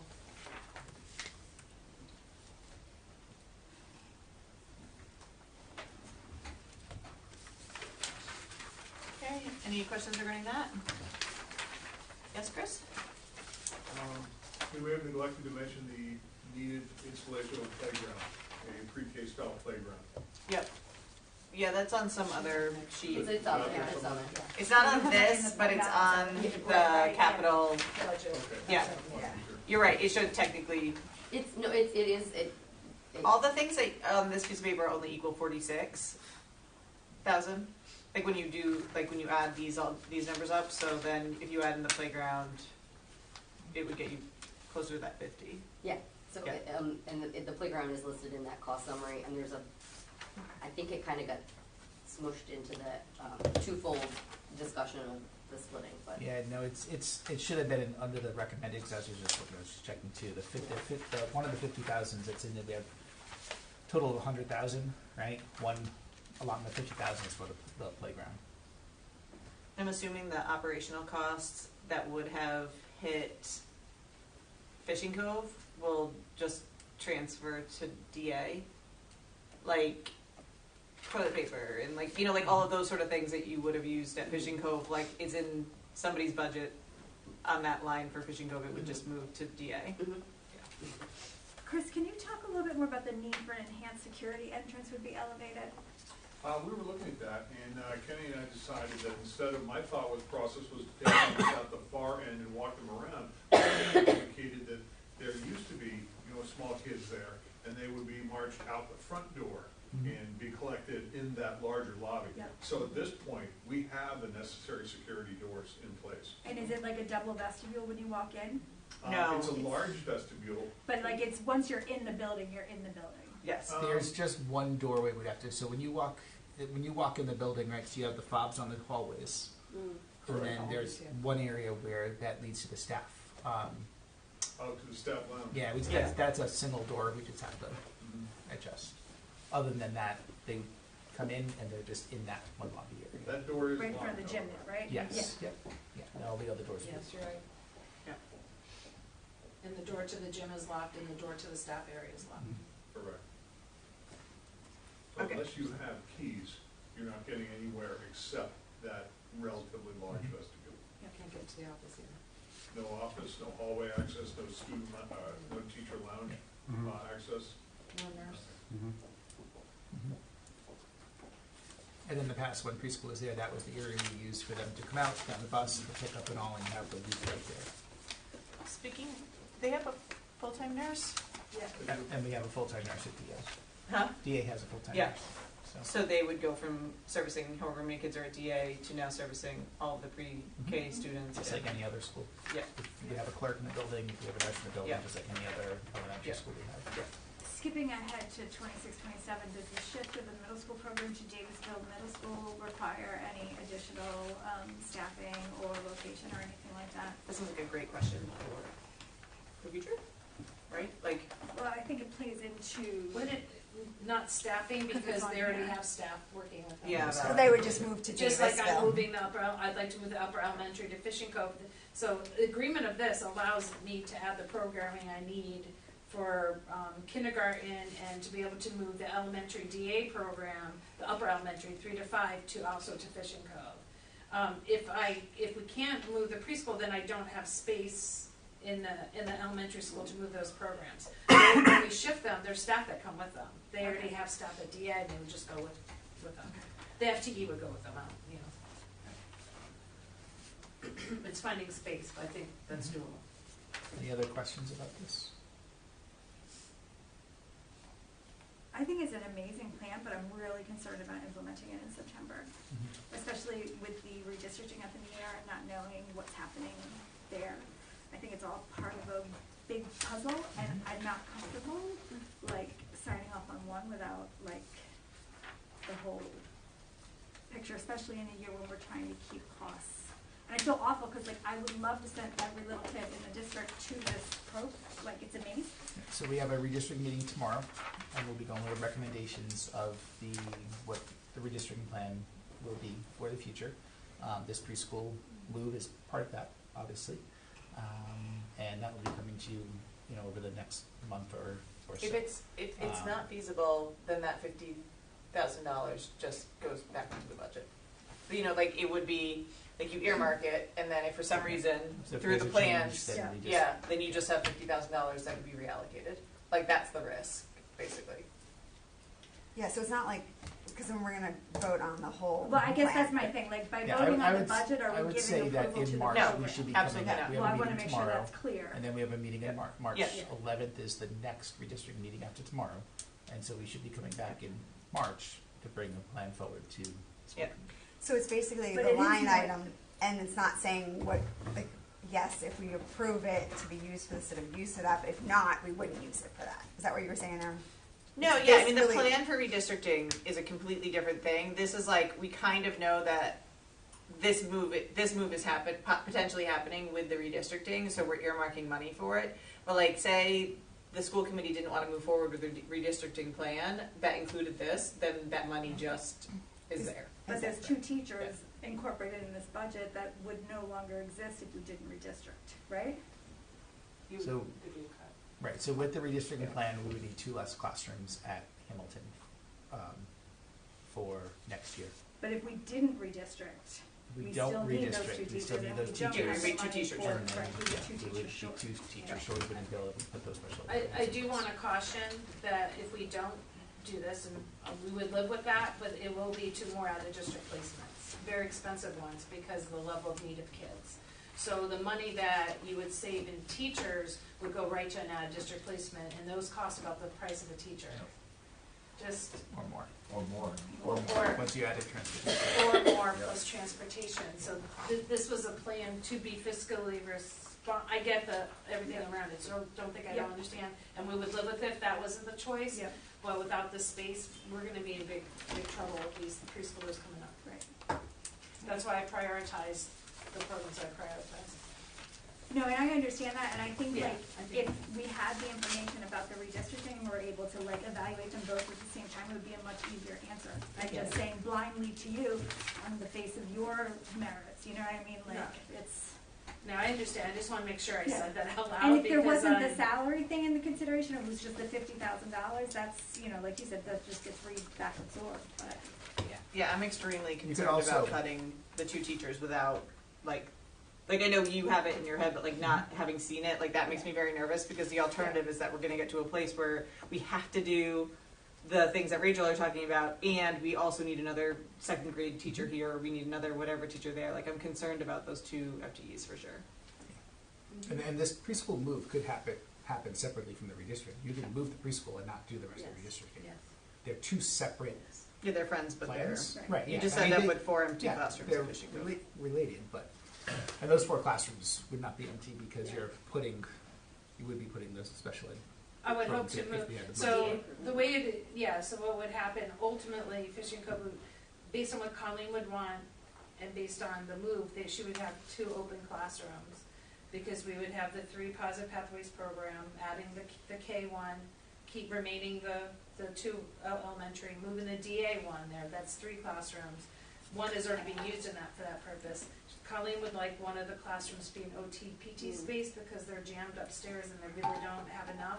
And to put them in the same hallway so kids are not taught, they're right there and getting those services, that leaves you 2 open classrooms down there. I'd like to also just point out that if you are, this is a huge lift, and so are the bond projects and all that stuff.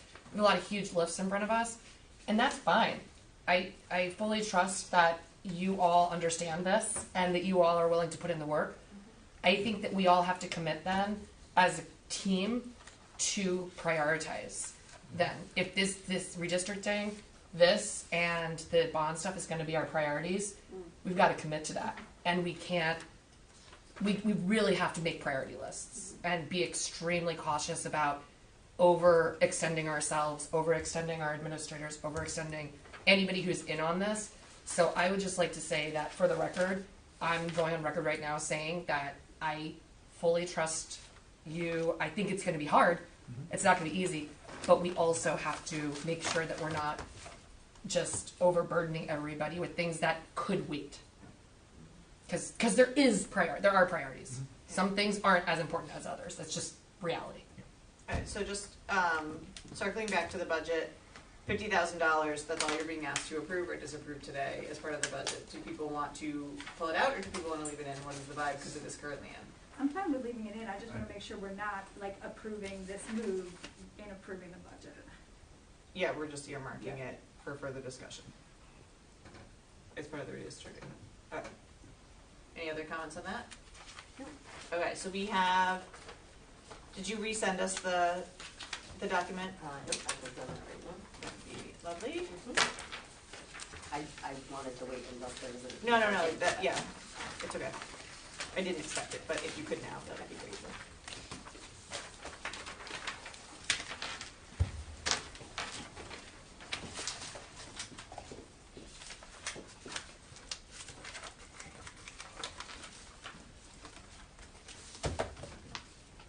Do we know what would happen if we put the 2 teaching positions back in?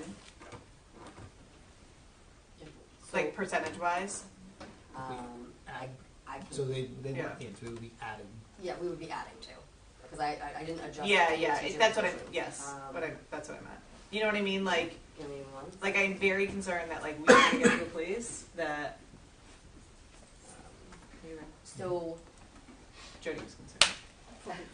I can tell you that, if we're looking at like a step 10 teacher, which is typically what we would have, so with salary and benefits, it's about $148,000 per step 10 teacher that we would have to add back in, so about $280,000. So we'd be back above where we started. I can put it in really quickly, I just want to finish sending this. Unless you want me to wait in case we make a change. No, let's send it for now. And again, we can approve it as is, we just have to approve it with the risk of if the plans don't end up being the plans and we need those 2 teacher FTEs, like we're gonna have to cut things that are in the budget right now to get down to that number. For argument's sake, is there what did you say it was like? 280,000. 280, it's about $140,000 per teacher with salary and benefits, for step 10. Keep that in And mind. have we stripped everything out of the budget that we possibly can fund from any money we have funneled away somewhere? At this point in time, Okay. yes.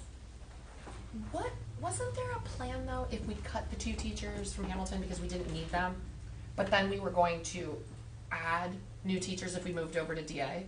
If everything happens, it works Yeah. out, but if the redistricting doesn't happen and Like the one DA per- does, Okay. then you need 2 teachers. Okay. Yeah. In order to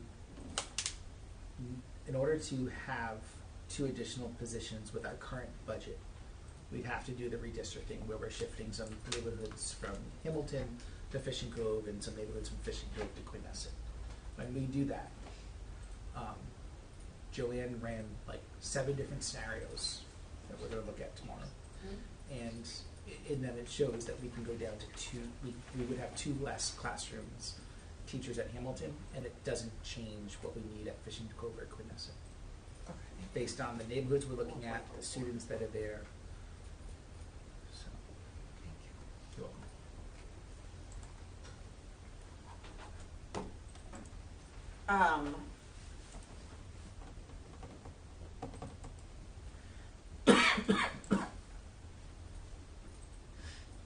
Okay. So did you? Yep.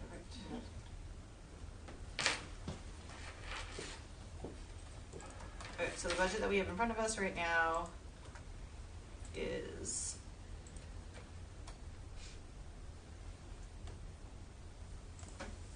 the total is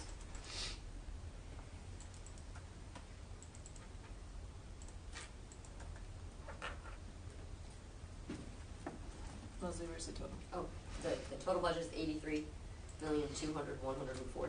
Okay, so it's line G 36G. G36. Sometimes I feel like we're playing Battleship, and I don't hate it. So it's that line, which is a 3.58% increase. Correct. If we put the 2 positions back in for the teachers, and then went with the plan of adding the additional special ed positions, it would bring us to a 4.04% increase if we don't remove anything. Correct. Or we can take out those 2 positions, or leave those 2 positions out, and then just know that, like, depending on what happens with the redistricting, one might have to trump the other. So, like, we'd either be like, oh, gee, like, the redistricting plan didn't actually net 2 classrooms. We can't do the positions that Rachel want, or we need to do the positions that Rachel has because financially we don't want to go out of district, so we have to do that, which means we can't do the redistricting. Like, that's the decision that we're making right now if we approve this budget as is. And I also just want to point out that the 3 teaching assistants that we added, 2 2 of them are contingent on those 2 special ed positions, because they go with Hand in hand with one the of those program. classrooms, Yeah. they go hand in hand with those classrooms. Yeah. So the other, and I'm just throwing this out there so that we can say we discussed everything, the admin bonuses, sorry everybody, increases are not contractual, correct? It's all, the contracts say dependent upon, at the superintendent's recommendation. Yes. Yes. Yeah, So that's in theory, there is money there. Just putting it out there so that, Yes. That's the merit pay. yes. Yes. It's not merit, no, it's the percentage increase that the Yep, they teacher get the union same- yep. gets. So it's like basically, it's for compression, right? So like if all the teachers get a 3% increase, then the administrators get it to keep the same. No, it's merit. No, there is merit pay. That's different though than what Jen's talking about. No, you're I talking about think. the merit pay. I'm Talking about the merit, you're annual talking about the increase. percentage I'm increase. talking about the percentage increase. Yeah. Oh, no, I believe that part is contractual. Yeah. The That's- percentage No, increase the is actual con- contracts say at with the next year's salary at the superintendent's recommendation, there's no percentage in the salaries. There may be an exception for an individual person, I don't know, What? but the contracts themselves. Look are somewhere not. else. No, just because like that is true. I'm Yeah. not Merit- advocating for that, I just for full No, I know. transparency, I Merit wanna pay make is sure, definitely yeah. optional. We wanna put Yeah, everything it was on the presented table. to us We as wanna a put it all contractual on the table, increase, that's and fine. it is not. Yeah. Because the health insurance goes up, yeah. Um, And then you leave.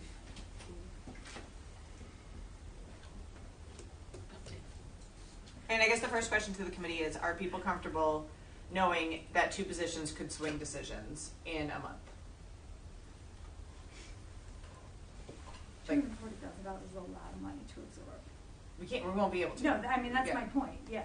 So it's going to make like district decisions if we don't have it in there, Yeah. if we can't pull it off.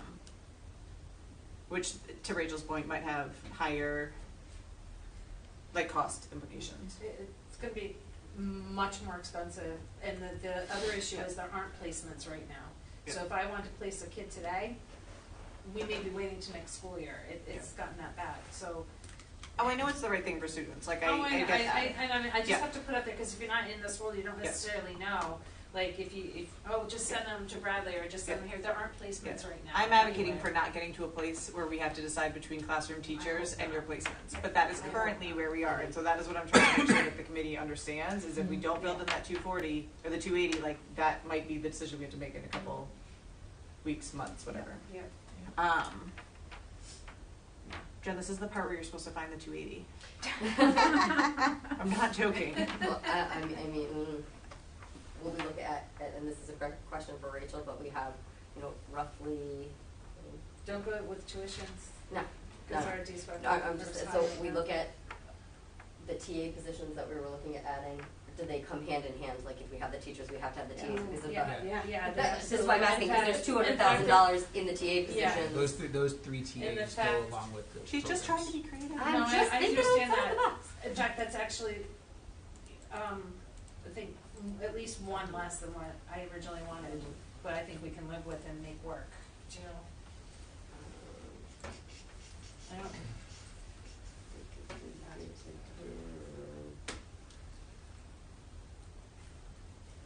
Any other IT expenses that can come out of capital that could be construed as like adding to the bunch that we're already doing?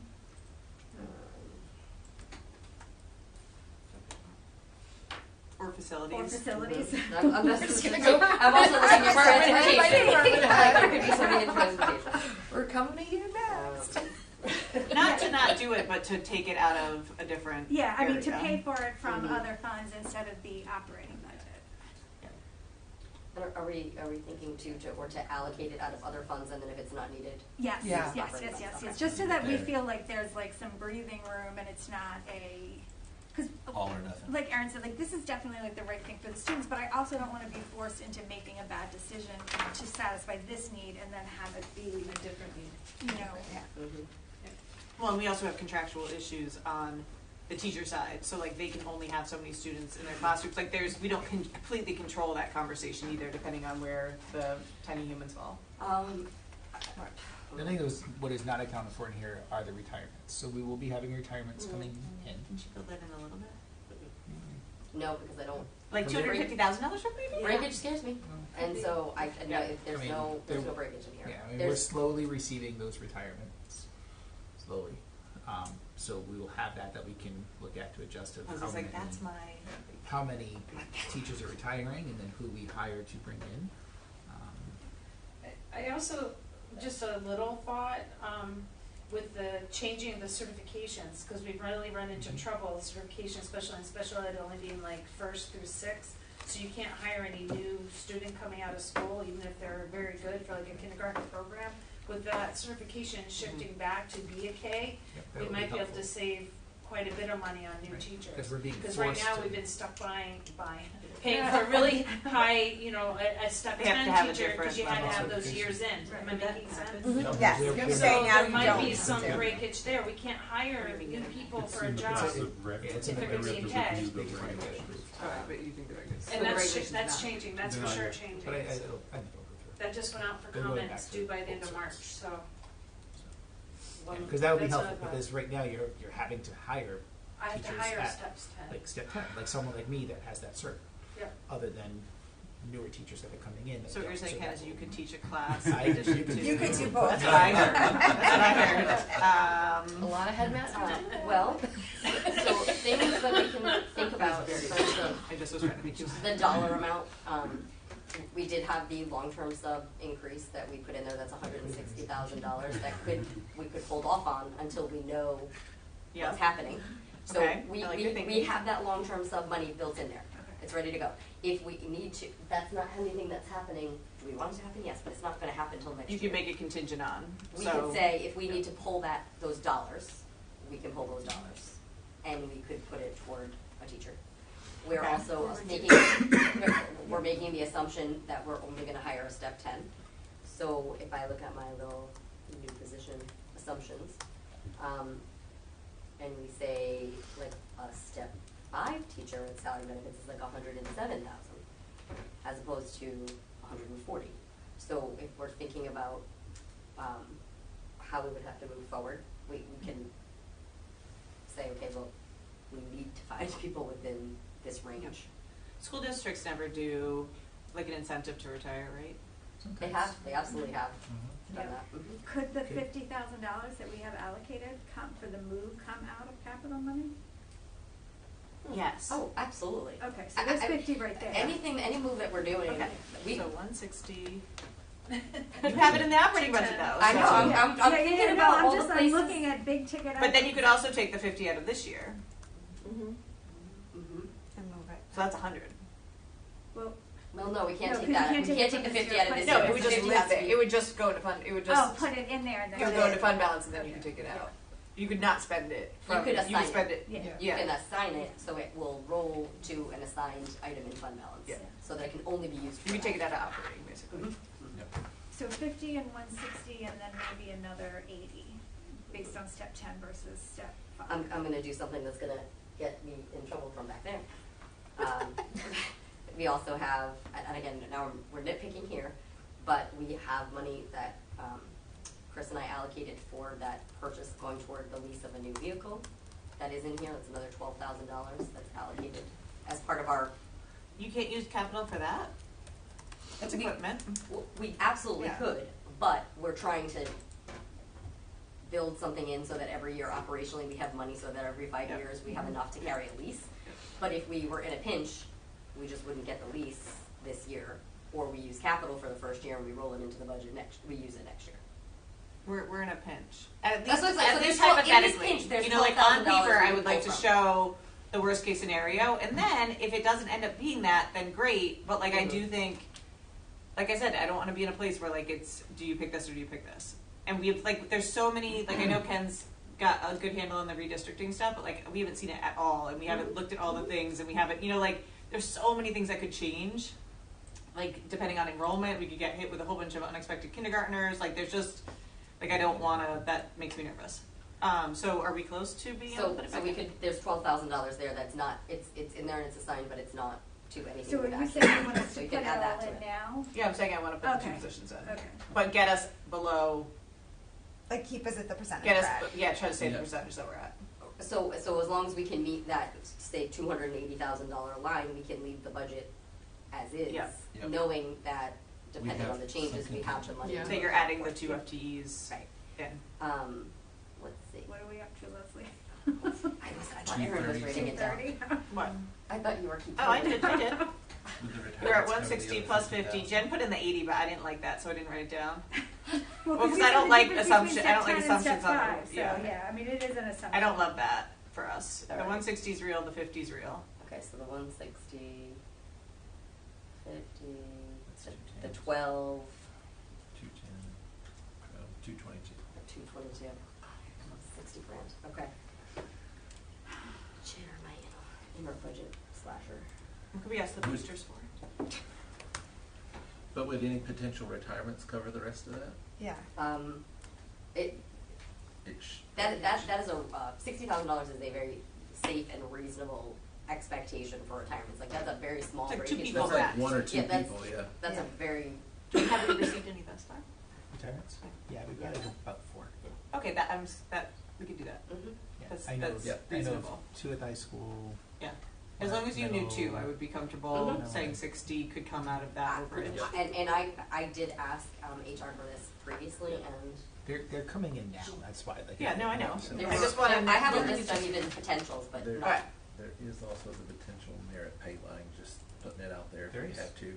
I mean, there's merit pay that we could, Mhm. I mean, if Kenny's on board with it, you know, that we could use as well. I think we could do it without that. I would like to go on record for that. I think we could, but I'm just saying, it's No, another. no, potential but avenue. also, like, that's obviously a thing that we could do, but also I feel like we could hit it without impacting. Yeah, I mean, that that's the line. perfect world, obviously, I just didn't wanna leave it Okay, as is. so where, So we leave the budget as is. Mhm. We're comfortable that we could absorb it if Find we need it. to. I mean, if we had to, we could do some textbooks too, right? Like if we had to out of, I mean, not take them out, No. like Take we any can't more from use them. capital money for that? Look No. at Jody's. No? can't use capital for books, I already Googled it. Are you sure Curriculum we can't can't go do to cap- postage something? I do think you could buy the van out of Maybe we capital. could like the Listen, paper I will line. deliver all of the W. I was gonna say that. A delivery guy.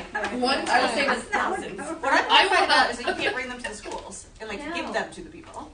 It's only like $2,000. I don't know why we're harping on that. I would But still. research that. I don't believe we can, but if I we don't think you can, legally can. I don't think you can. It has to go in the mail, because it has to have a post date. Okay, it's That's 9:08. We can do this. Okay, so what I am hearing is that we are going, that Leslie's gonna do the Excelness, and we're going to add the 2 FTEs in, and the way that we're going to get to stay at the percentage and the total that we're at is by taking the $50,000 to the DA move and putting that into the capital line, and then the 160 is coming from The long-term subs. long-term sub, which we hopefully will be able to put back in. Mhm. And then The 12,000 for the lease. yeah, The what? The 12,000. The vehicle lease that we don't Yeah. have, Potentially. Yep. potentially, We could put it off a year. Yeah. or- yeah, or capital. or use capital for Yep. the first year. Put off for the last 5 years, just so you know. And I do wanna. I don't know. I'm pro buying it just out of a different We line. can't have more than 4 people plowing at one time, and we have 9 employees who are capable of plowing. It's been put off for 5 years. We will buy the We van. will get the We will get the truck, just maybe from a different line. And I know this is, I don't know if this will ease anyone's mind, but there's this thought too, is that we're talking about our CTE tuitions that we get paid for having those in there, is that I have a very conservative percentage of what the cost, what the Who's revenue coming in? is that we're gonna have, but which is less than what has historically been given each year by RIDE. So there is potential that revenue will be higher than what we have currently. In the budget, when In will the that budget. number be in there? I believe I put like maybe 1.5%. No, I'm sorry, Never, when never. will When the we students, know? like- Oh, when will we know? May. So that, unfortunately, we don't get that till May. Okay. I know. Okay, so But that also exists. I'm writing with pausing on $160,000 for the long-term sub, moving $112,000 from the lease vehicle to capital, anticipating 60,000 for retiree overages, and then moving 50,000 for the DA move to capital. Is that, What's that equal? That gets us to the 280. That should get us to- Rob, do the math? Yeah. One of you, either Rob. Right, 160 plus 50 plus 12 plus 60 is 282. Put 2,000 back. So I just want to make sure I'm understanding, we're keeping the budget document as it is existing right now, with the understanding that should we have to make that No, change? I want it changed before it is presented to the town council. Okay. I think that's important. Okay. I don't know what other people think, but I feel like we should change it. I agree, and but then for these could purposes go. of tonight, do we just approve the number? Oh, that 100, no, Leslie- yeah, I'm Yeah, gonna I do was it, I'm gonna do that it. was going to be Yeah. an undertaking. So I'm gonna do it with, I can't do that tonight. I'm gonna say it with the motion, Yes, but I yes. don't think we should just leave it as is. No, I think no, we should no. change Yeah, I it think before we so present too. it to I the just, town. for tonight, that was Yeah, my yeah, yeah, question. yeah, yeah, of course. Yeah. Just a mistake waiting to happen. Yeah, so the document that I shared with you, Leslie, is basically like the motion that we'll make. So it'll be like to approve the operating budget, and then it's like with boom, boom, boom, boom, boom, boom, boom, Got it. and those things will be included in the booming. Got it. Okay, anything else that people are concerned about before we try to approve this? Speak now, or the budget goes to the town. And again, we're at the same number that we were at with the same percentage, which is the 3.8%. We're at 3.58% right now. 3.58, yeah. Which is lower than what we started with and lower than what Ken had presented Yes. to the town. Yeah. Yes. Per the town manager's request. Yes. Mhm. Yeah.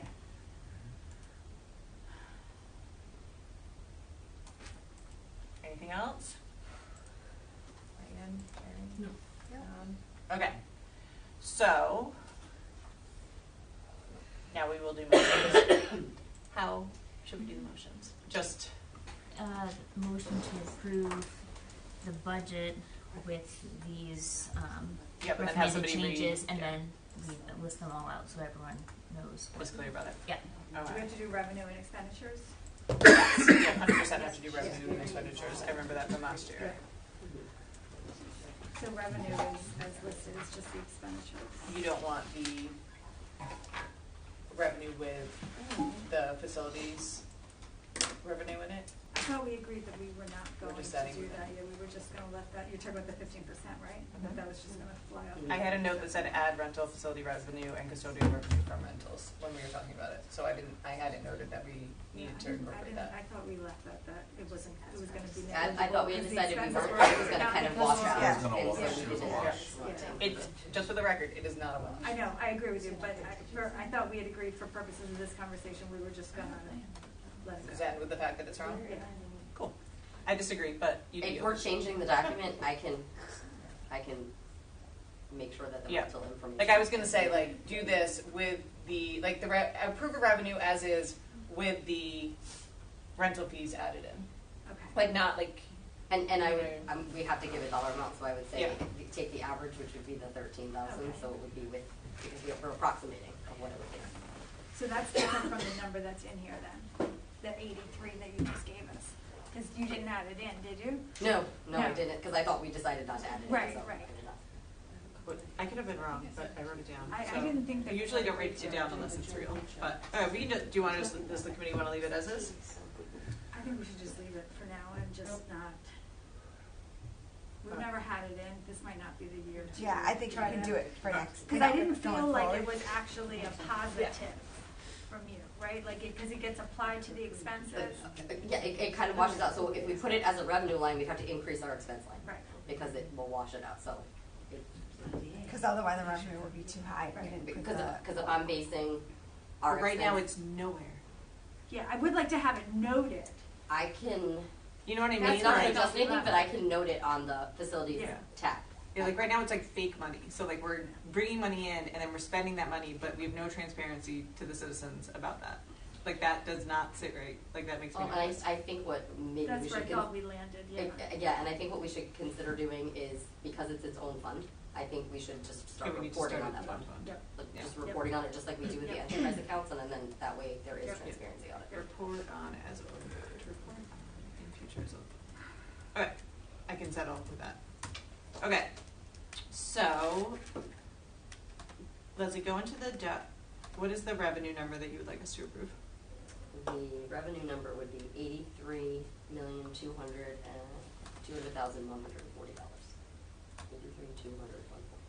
$140? Mm-hmm. 82200140. 83,200,140. Okay. So does somebody want to make a motion to approve the revenue at 83200140? I will make that motion. Okay, do I have a second? Second. Okay. All those in favor of approving the revenue, please say aye. Aye. Okay. To abstain. You don't? Only if we do a thing, right? Yep. Okay. Expenses. What's the dollar amount for the expenses? 83,200,140.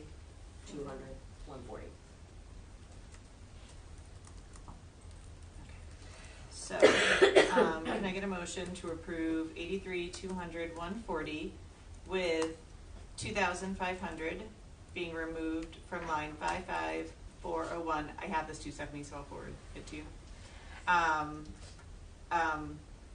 Which was the school committee advertising. So that's already in that document. That's done. Yeah. Okay, you already fixed that? I fixed Never mind, all of the ignore. things from the first round. go round. 2,500 and the 8, right? Still reported out though in the Oh, okay. motion because the public doesn't have that. Okay. Okay. So, 83,200,140 with 2,500 removed from line 55401, which is the school committee advertising line, with 2,500 removed from 55802, which is the school committee PD line, with $2,000 added to 54602. It was on the athletic. Yep, I'm gonna give Yep. you those, because I wanna make sure that they're correct. It was 3,000 for 54602, 22,000 for 54605, and 7,000 for 54606. Okay, I'm gonna read it back to you. With $3,000 added to 54602, with 2,200 added to 56405, and with 7,000 added to 54606. Those are all athletic ones that were 22,000. 22,000. 22,000. for the second one. Yeah. Excuse me. Okay. And then with $300,000 removed from 56116, this is going to be 30,000. Yeah, with 30,000 removed from 56116. Mm-hmm. Yep. That will be paid with gate receipts. And then with 8,000 removed from 57306, which will be paid with capital. Mm-hmm. And then the last. No, I was just making sure that was correct. Mhm. 8,000. And then with taking out, but then with the assumption that if we can, we will put it back in. So with pausing on these $160,000 increase for long-term subs, with moving the $12,000 lease for the vehicle to pay for this year from capital, so that, because Chris needs it and it's been pushed off for 5 years, with an anticipation of $60,000 savings in retirement overage, and then with moving $50,000 for the DA move to capital. Do we have to add the offsetting salaries? Yeah. Yep. With adding to FTE at step 10 in the amount of 280,000. Salary and benefits, yep.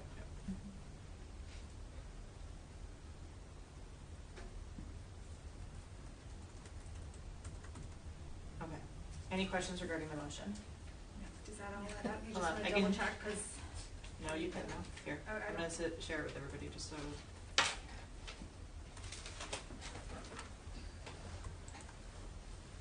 First, I wasn't sharing it, and then I remembered that we're actually in the meeting, so I actually can share it. Like, you know how we don't share, we can't share documents. Okay. Toot.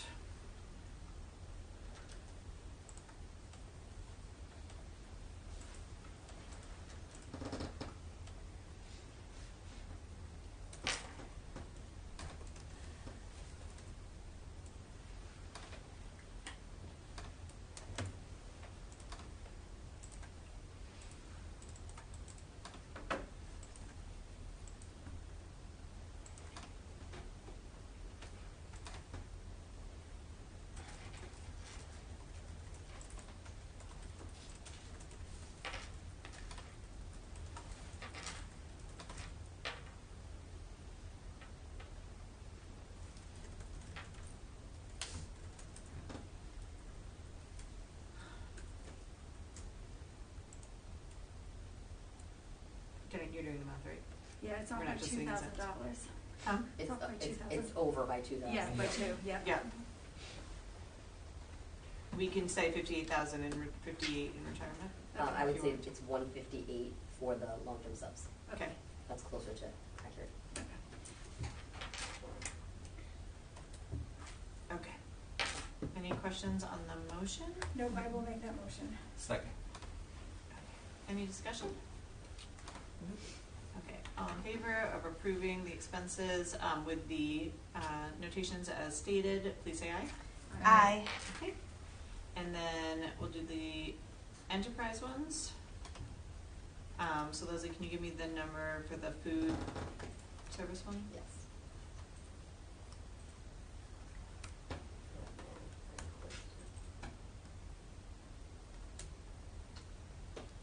Did you add the salary into that, Leslie? No, I can do that right now. So what was it, 33,100? It was 16 and 17, I thought. Is that- Yeah. Yeah. So 33. Yeah, you make it right. Then do you want to type under? Huh? Can you type it on this doc? Um, So that we, you know what I mean, so we'll have to make the Yeah. motion with it included. No, up here. Where? Okay. And Leslie, just let me know the number you want us to approve. One second.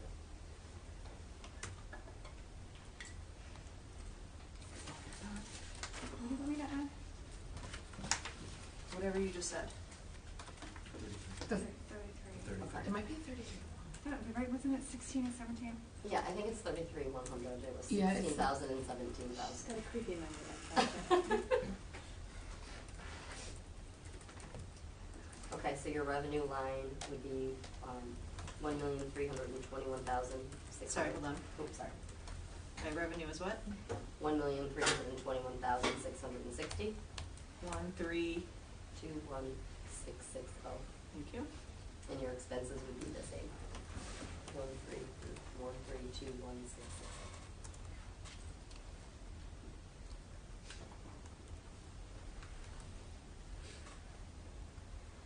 This is a dumb question, but shouldn't the expenses be more because we're trying to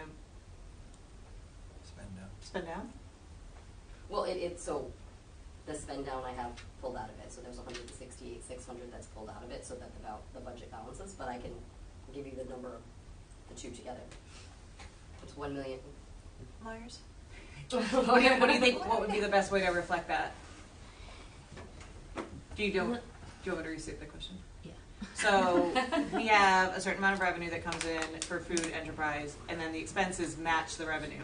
But we're trying to spend down our overage that we have in this account, and so we're actually going to be expending more this year than our revenue. Okay. So how do we reflect that in a motion that we're approving? So the operating budget balances, but we're using fund balance. So it's no different than what we would do with the regular budget, is you're gonna report the balanced budget. I think it's I think it's in the expenses. I think you add those two numbers together. I don't I think mean, we we did can, that. We but- didn't do that last year, No. though, did we? No, Mhm. that's not how we've Were done we it. right last year then? I think so, because it's not part of the operating budget. It is part of the capital, which is a separate You're- thing. I mean, You're do- reducing your operating Yeah. budget with the fund balance, but you're Yeah. paying it out of fund balance. Do you want to do the motion, the revenue with the expenses, and then add in the spend down amount in that Yes. motion with the spend down amount of this? Yes. Therefore, it In still addition, balances, yep. and you Yeah. have it. Yeah, that sounds good. Yeah. Sounds like a good compromise. So I'm only going to include the number that's part of the operating, not the 875, or do you want the whole? No, I want not the operating. So we have the operating number, which is 132. You took them out of the operating. Right, so then there's 168,600 that we took, that's the spend down plan from the operating, and there was the 875, it's totally separate. You don't want the 875, No, you just I want think the that's- 168. No, I think we're gonna say, We we're want gonna the whole approve thing. the 1313, and we're gonna say an additional spend down of X out of the, Got it, Yeah. okay. So just give me what that number would be. Sure, so that number would be 1,044,100.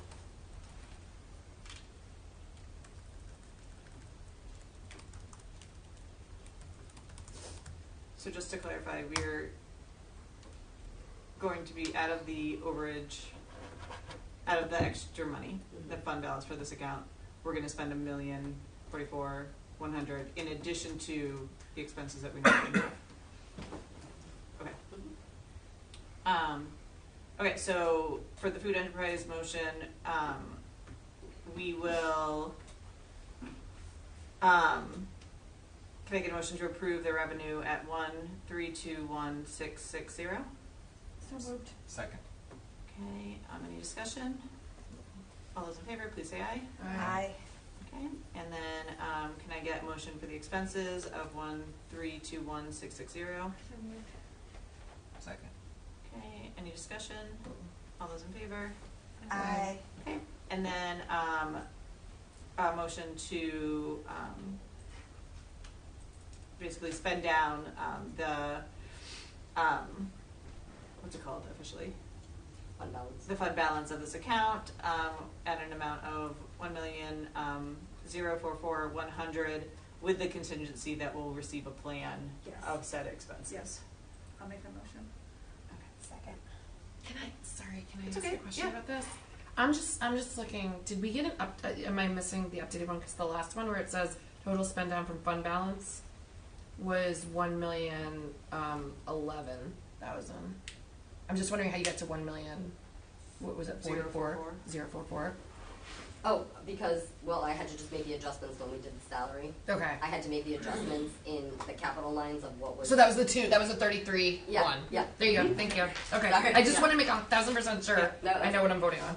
Yeah, and so the spend down number is that next line, including the 33 in salaries for the sustainability coordinator and stipends. Okay, thanks. Yep. No, the 33 in salaries is from the expenses It's, line. it's part of the operating It's part of the expense, and operating then the budget. spend down. So what you just said to Megan doesn't make sense then, to me. Yeah, because the amount that it was originally included in the spend down, but we've moved from spend down to the operating. Yes, yeah. Opposite. Opposite. So I had to move it up to the salaries, so I had to change the Yes, spend down we took it to out. accommodate, we yes, moved it, yes. Yep. So with the spend down amount of 1,044,100. Yes. Does that make sense to everybody with that Yeah. explanation? Can I get a motion for that? So moved. Second. All those, any discussion? All those in favor, please say aye. Aye. Okay, and then let's move on to the athletic gate receipt enterprise account. Can you give me the number for that? And I believe, I have a note that we removed 2,000 from what was originally presented. Yes, so let me look on that. So this one, I just might need some opinion on how to do it, because I had factored in to the document that you have, I factored in use in 2025. So my bottom line, or do you just want the number that we're gonna spend out, just want the spend out number for fiscal year 26? Well, we need to do the revenue and the expense, and then if there's any spend down. I need, like, the same numbers. So I Do the will, same way. I'm just trying to think of how to do that, because in the document that I gave you, I had a spend down in 25, so it reduced it. Then I have. Do we actually have to approve this though, or do we just because we reviewed it? Technically no, technically because there's not a yeah. budget, you just have to approve my recommendations, I Recommendations, think, yeah. to spend it, to Yes. spend the money. Yes. Yeah. But there's not an actual budget, like a revenue and Yeah, expense. yeah. So why did we just do that for food enterprise? Because Because that actually has a budget that has to get Got it. uploaded and go to. Okay, so you just need us to approve this Recommendation. recommendation for the Recommendation spend to down? spend Yeah. And I don't think you have to incorporate the FY 25 one, because that's different. Like, I would just do the spend down money from FY 26, even though I know that the 25 plan would change the bottom line, I would just do the spend down number for 26. Okay, so that would just be the 30,000. Okay.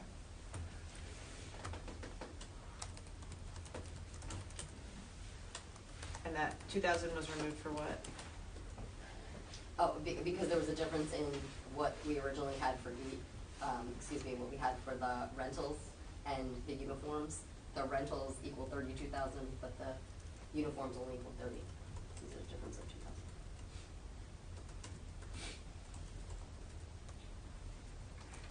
Okay. Can I get a motion to approve the athletic gate enterprise account, spend down for $30,000, with $2,000 removed because the uniform cost was only $30,000, not $32,000. So moved. Doesn't matter. It was a hard time, but for parity in the minutes. Any discussion on this one? No. Okay, all those in favor, please say aye. Aye. Aye. Okay. Computer repair enterprise fund. There was no change for this one, so just the amount, the spend out amount. So the spend down for fiscal '26 is just 10,000. Okay, so can I get a motion to approve the $10,000 spend down for the computer repair enterprise fund? So moved. Second. Okay, any discussion? No. All those in favor, please say aye. Aye. Okay, and then the capital fund.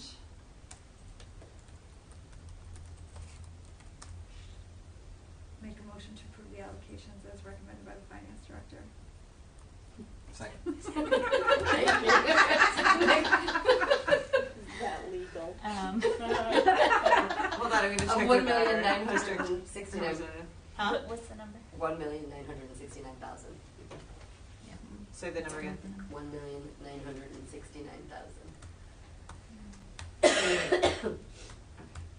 So can I get a motion to approve the spending from the capital funds, Not spending, allocation. excuse me, allocation from the Yep. capital funds of 1,969,000. So moved. Second. And then, just for the record, for discussion on this one, I think across the board concern about the 500,000 that we're allocating to the operating budget, correct? Yes. Yeah. Yeah. So just, we'll note that for Yep. discussion on this motion. Okay, any further discussion on this one? Okay, all those in favor, please say aye. Aye. Okay. Is that all of them? I think so. I think so. Okay, so budget is approved. Congratulations. Thank you, Leslie. Good job. Good night. Thank you. We didn't budget a bed for you. I know. Big Okay, room moving on here. to the next item. Wrap it up and- Yeah, let's go. Moving on to the next item, we have one policy that we had to do this evening, which is the HERPA one, Jen. Yep, so I will make a motion to approve the revised KBD purple policy. Can I get a second? Oh, second. This is the second read of revisions to an existing policy, which is updated to remove the date and place of birth from directory information, which can be disclosed to third parties without permission. At this time, I am recommending approval. Did you, is someone motion second on that one yet? Yeah. Sorry, thank you. Okay, any discussion? Okay, all those in favor, please say aye. Aye. Okay, and then the next one was the ABM financial update based on, We did not have time to get to that. okay. So, Oh, I thought Motion you to took table. that out of the consent. yes. I'm sorry. No. Oh, no, it was the other one. Never mind. Yeah. Okay, by tabling it and like with it not being in this year's budget, it's gonna be a whole nother year. Alright, can we get a motion to table? So moved. Second. Okay, all in favor? Aye. Aye. Okay, and then I just need a motion to go into executive. Yep, no, I know, it's not good. So moved. Um, Oh, do you need to read it out? You need to Yeah, I read it do, out. hold on. So we need to, motion to RIGL 42464 for discussion of any discussion of job performance, character, physical or mental health of a person or persons, provided that such person or persons affected shall have been notified in writing, in advance, in writing, and advised that they may require that the discussion be held in open meeting pursuant to RIGL 42465A1, termination of non-certified employee A.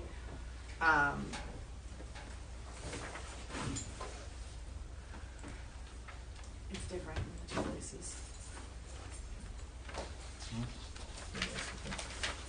It's like one way here, and then not there. Okay, I'm gonna go with page one.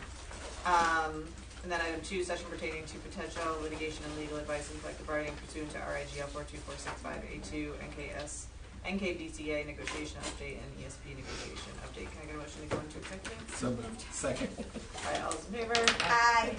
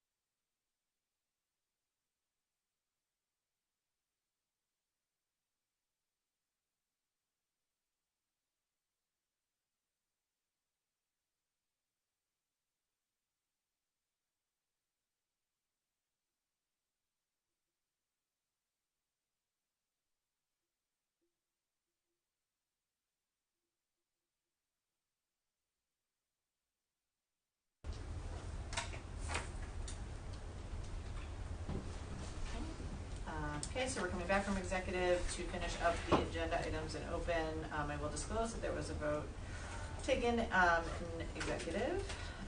So we need to go back to which item? Item D. So can I get a motion to seal the minutes from the executive session today? So moved. Second. Okay, and then I had already disclosed that there was a vote taken, and then we need to go to item, Take an actual vote on that. yeah.